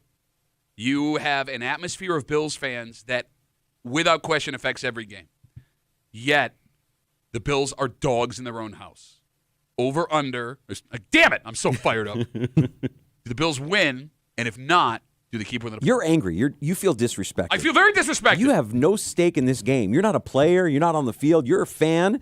You're going to be there. You're going to be fired up. You know who's leading the charge. You know who's going to be there up front. Oh, yeah, Dage. Okay.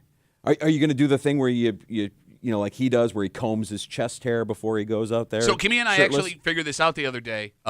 She had asked, can guys comb their chest hair? And I didn't know. And I was like, here, turn around so I can take my shirt off. And she yelled no because I was going to look. But yes, I have combable chest hair. Okay. You and Fitzy will be out there on the field. You feel disrespected because this line moved. That entire locker room feels disrespected. And they hear everything that is being said about them. And everybody that you asked to predict this game. Bills win. Ha! Danger hit the button by accident. That's how fired up he is. I need to stop talking with my hands. Everybody that you ask for predictions is going to say Bills are going to win by a field goal. Ravens are going to win by a field goal. It's going to be close. I'm here to tell you the Bills are going to win by 2 scores, 31-17. Really? They get to 30 points like they traditionally do, and they win the game to go to Kansas City. Oh, my God. I know. I just went from 6 to midnight. Let's go. Okay. Oh, my God. I'm still at midnight. I think that's how that works.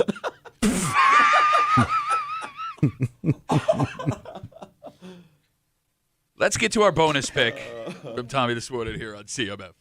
Hold on. Kimmy, Danger broke everything. Not so fast, Duffy buddy. So I think it comes down to the final drive. Okay. And I think the Bills have that final drive. And I think Josh scores the winning touchdown, a rushing touchdown. Whoa. Wow, you're really calling your shot. Okay. And you've had this pick all week because I believe you teased this pick earlier in the week saying, I wait till I got a whopper of a bonus pick for I you. see him like pulling a move, busted play. He runs it in, kind of like what he did with Kansas City. I knew that's what he's doing. He's just repeating Kansas He almost City. like turned around and ran it in backwards. Okay, so I just want to make He's sure. He's gonna be the hero of this game. I want to make sure. The place is gonna go nuts. The bonus pick is the Bills are down. Women are gonna go into labor. Bills are down, driving at last drive of the game. He runs the ball in. Rushing touchdown. To score the game-winning touchdown. Okay? What? Baron Von Butt writes us on. I'm sorry. We're going to start with Danger. Could be his real name. Danger? Yeah. Does Josh Allen win this game on the final possession by running in the touchdown? No. No. Not according to his other pick. Yeah, but I like his pick way better than well, your pick. I do too. His Now pick I is way hear it. Okay, as we turn to Ryan Kimmy, Baron Von Butt writes, corned beef and Cabbage Patch Kimmy. Oh. We're running out of good ones. I was thinking of Kimmy full of candy. Saw one in the YouTube stream. Not so slimmy, Kimmy. There good one. You're so chubby. Ryan, Yes? does Josh Allen win this game on the final drive by running in the game-winning touchdown? I'm going to give a half point to this. Shut up! Because I don't think that it's going to be on the final drive, but the last touchdown scored by the winning team is technically the winning touchdown. Ooh. And I can No, see that's not your pick, idiot. You could have said that. So half point. I got a half point. I can see Josh running in the final Bills touchdown sometime in the fourth quarter, and that being the winning touchdown. So I'm going to say a half point, and that I agree. I'm watching Kimmy's face, and I'm trying to read her. She thinks it's funny, and I think her feelings are deeply hurt all at the same time. That's a good bit, then. In this room? In this room. Please.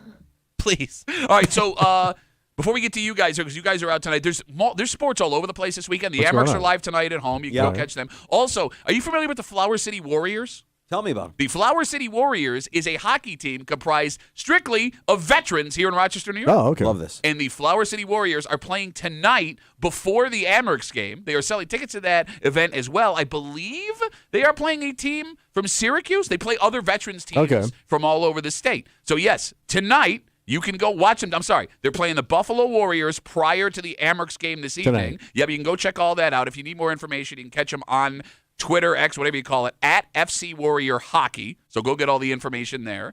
Danger, you guys are going to be out at Three Heads tonight. We are, and we'll have a former NFL player on stage with us, a former Baltimore Raven on stage with us, Adam Terry. Oh, yeah! Former offensive lineman of the Baltimore Ravens. We'll learn a little bit more about what John Harbaugh is going to get his guys into here before the game on Sunday. We'll also talk to Chris Trapasso from CBS Sports from 3 until 6 from Three Heads in the Sports Bar. Way to make out with the enemy there, buddy.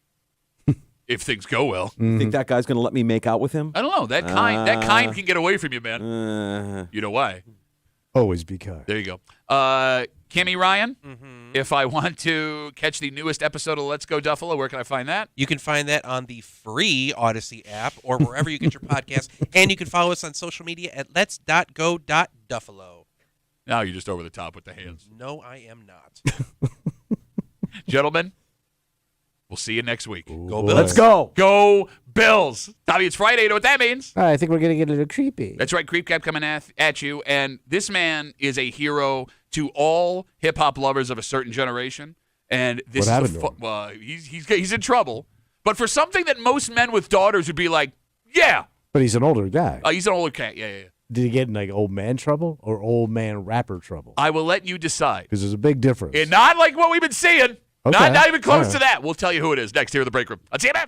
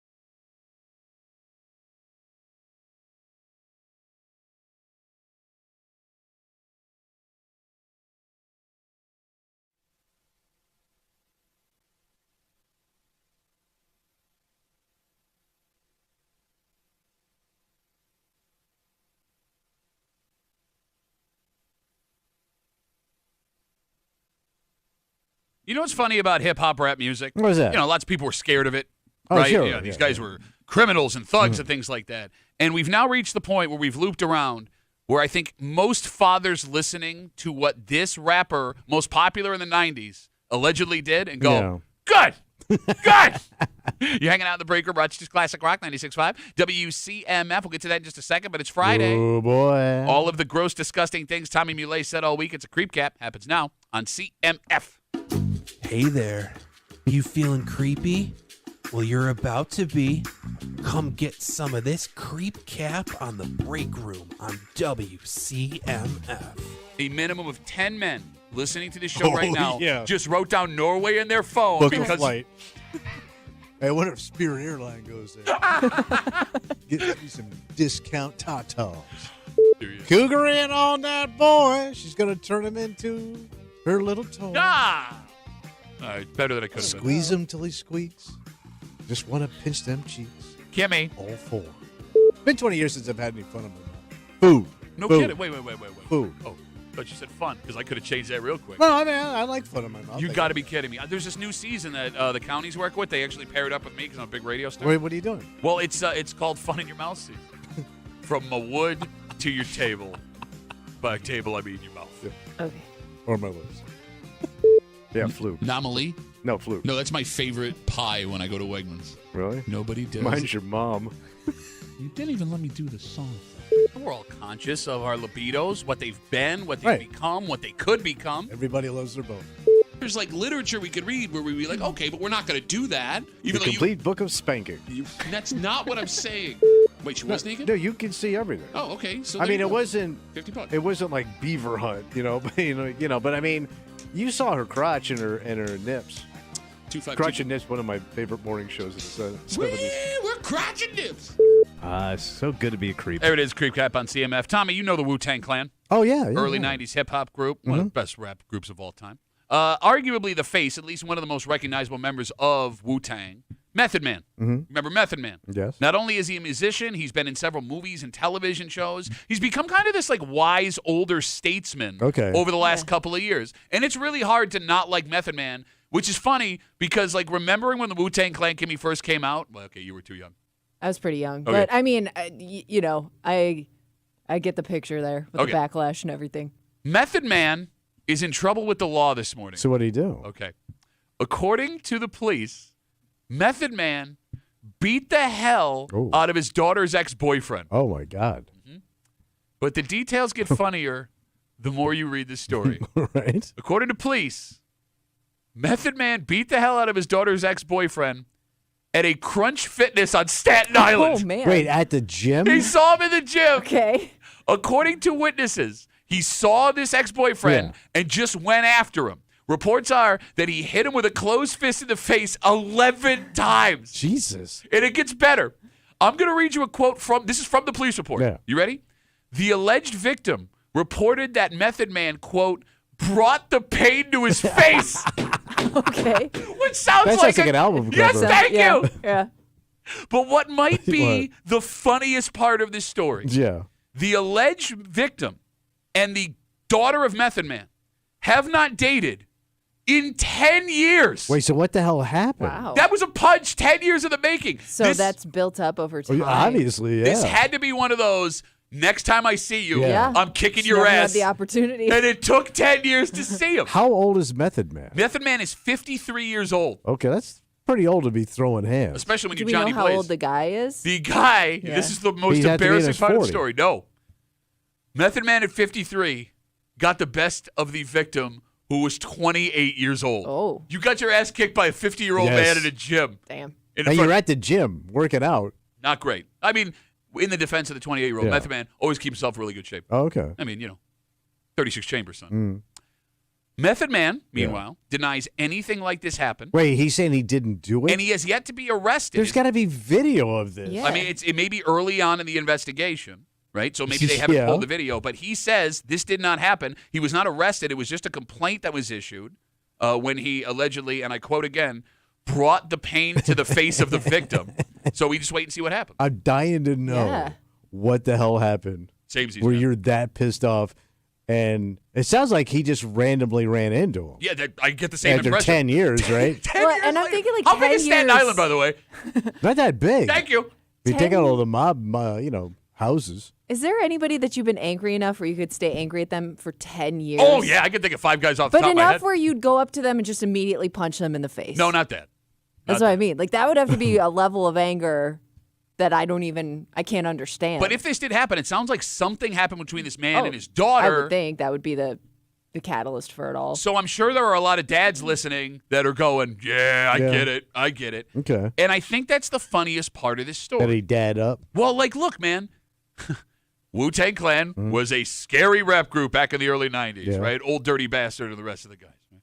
And you looked at these guys as criminals and thugs, and they were breaking the law. And in this story, he is accused of breaking the law. But I'm going to assume that the majority of men that looked at these guys were like, oh, what a bunch of scumbags, look at this story and go, yeah, get him. Good job. You got him. And it's also a story of a 53-year-old man kicking the ass of a younger guy. Part of it too. Yeah. Like if 28. It's got a Clint Eastwood kind of tone to it. So, like, if I'm a 60-year-old dude who watched Wu-Tang Clan come up and wasn't into that music and looked at them as like, ooh, scary, Yeah. I don't know how I feel this morning. You're probably downloading some of his music. We're very good, by the way, if I may recommend it. Do you tell that story if you're the guy who got, I say, boy, he's 28 years old. If you're the guy who got his ass kicked. By somebody famous or just an old man? Well, so he's already dated Method Man's girlfriend. Right, so he he's had already that bragging. Yeah. He's been to the house. This is a story that went national. So, like, getting your ass kicked by a celebrity would be a fun story to tell. But he's also a celebrity that's almost 20 years older than you. Yeah. I think you still got to brag. Okay. Right, it's a name. But he kicked your yeah, ass. because you'd brag in a way where like, well, I can't hit an old man, so that's why you got the best of me. Yeah. You know. He jumped me. I You'll make was working out. excuses. Didn't you see him? Yeah. It says he hit him 11 times. How That's many times are you going to get hit before you're Very like... Stuck up specific on number. 11 times. Closed fist, too, man. I also died to know what part of the gym it happened in, because that matters. Oh, you think he's on a machine or he's in the weight room? Yeah, that's what I mean. Because if you're running on a treadmill and all of a sudden Method Man is blasting you in the face. Yeah. I'm going to say the machine area just because, weapons could be used in the weight area. That's a great call. Yeah. You're probably right. Also, man, it is just after New Year's. Everyone's got their resolution. Yeah. going back I to guess the it gym is and done. everything. Could you imagine, like, you go back to the gym for the first time in years? Yes. And on your, like, 6th trip there, you're watching Method Man beat the hell out of someone in the middle of your gym. What have I I didn't know been he was getting a missing? floor show. Like, just the fact that Method Man would go to your gym would be very exciting. I think it would keep that New Year's resolution going a little that's a longer. good 'cause point. What's going to happen next? That's a great point you just made. What's that? Like, this guy goes to that gym. Yeah. And if Method Man goes to that gym, that's probably known, like, some celebrities come to Yeah. the gym, and he would have known that, you would think. Like, that, the gym gossip would have gotten back, like, Yeah, hey, you know who works out here? Yeah. Okay, so can Especially Staten Island. Let me fill you in on some Method Man background. What makes Method Man so damn charming? What's that? He came from working class roots. Oh. And he is a guy. You remember that show MTV Cribs? Oh, yeah. So, sorry to spoil it for everybody. He didn't have a crib? All of those homes were rented by the celebrities to look cool. Every single one of them. Yeah. Except for Method Man. And if you go back, I highly recommend today, at some point, find this I don't MTV even know Cribs. where to find that. He lives in like a duplex. This is when he was at the height of his fame, right? This is on Cribs. This is on Cribs. He lives in a duplex. He's got like a finished basement with a pool table. His doorbell didn't work, so when you got there, you had to touch the 2 wires together to get in.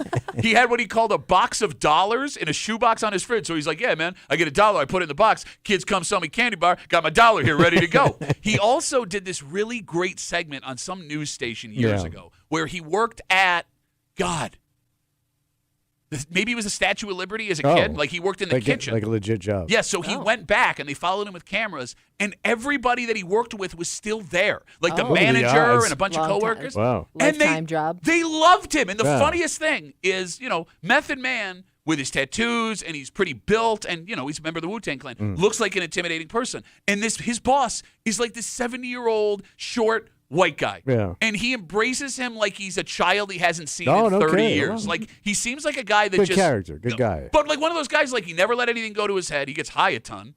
But So he's like a McDermott kind of guy. yeah, well, yeah, he's the McDermott of the Wu-Tang Yeah, Clan. right, yeah. We're looking for character thugs. So, but that was the long way around of getting to maybe it's not that big a deal that Method Man's hanging around because All he's right. hanging around everywhere. All right. He's just kind of cruising around Staten Island. It would be like seeing Lou Graham and Wegmans. That's true. You know what I mean? punching me in the face 11 times. Lou, if you're listening, I would understand. go for it. We come back, we wrap it up. We get in this game. Next here in the break room. Let's see it.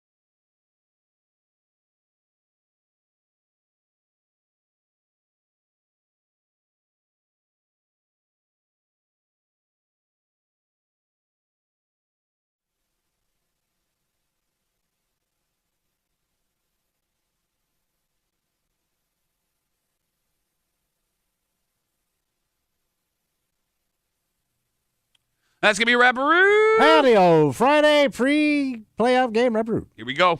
Let's do it. Bills Ravens 6:30 live right here on 96.5 WCMF. You can go catch a game with Tommy at the Bill Gray's Tap Room in Chili. Mm-hmm. At least there'll be some people bringing the intensity. Hey, everybody but you in that bar. All right. What? What do you mean what? What? I'm going to puke. Relax. Shut up. Shut up. I don't know what I'm going to do with myself until this Yeah. game starts on You Sunday. only got already like, nervous. what, 48 hours? Something like that? All right. We are super late. We got to get out of the way. For Kimmy, who just may lose her job to bigger Kimmy. Like when he produces the creep cap, you're Better done. Kimmy.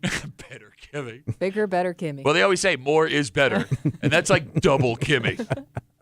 For Tommy Muley, Yeah. you disgust me. Thank you.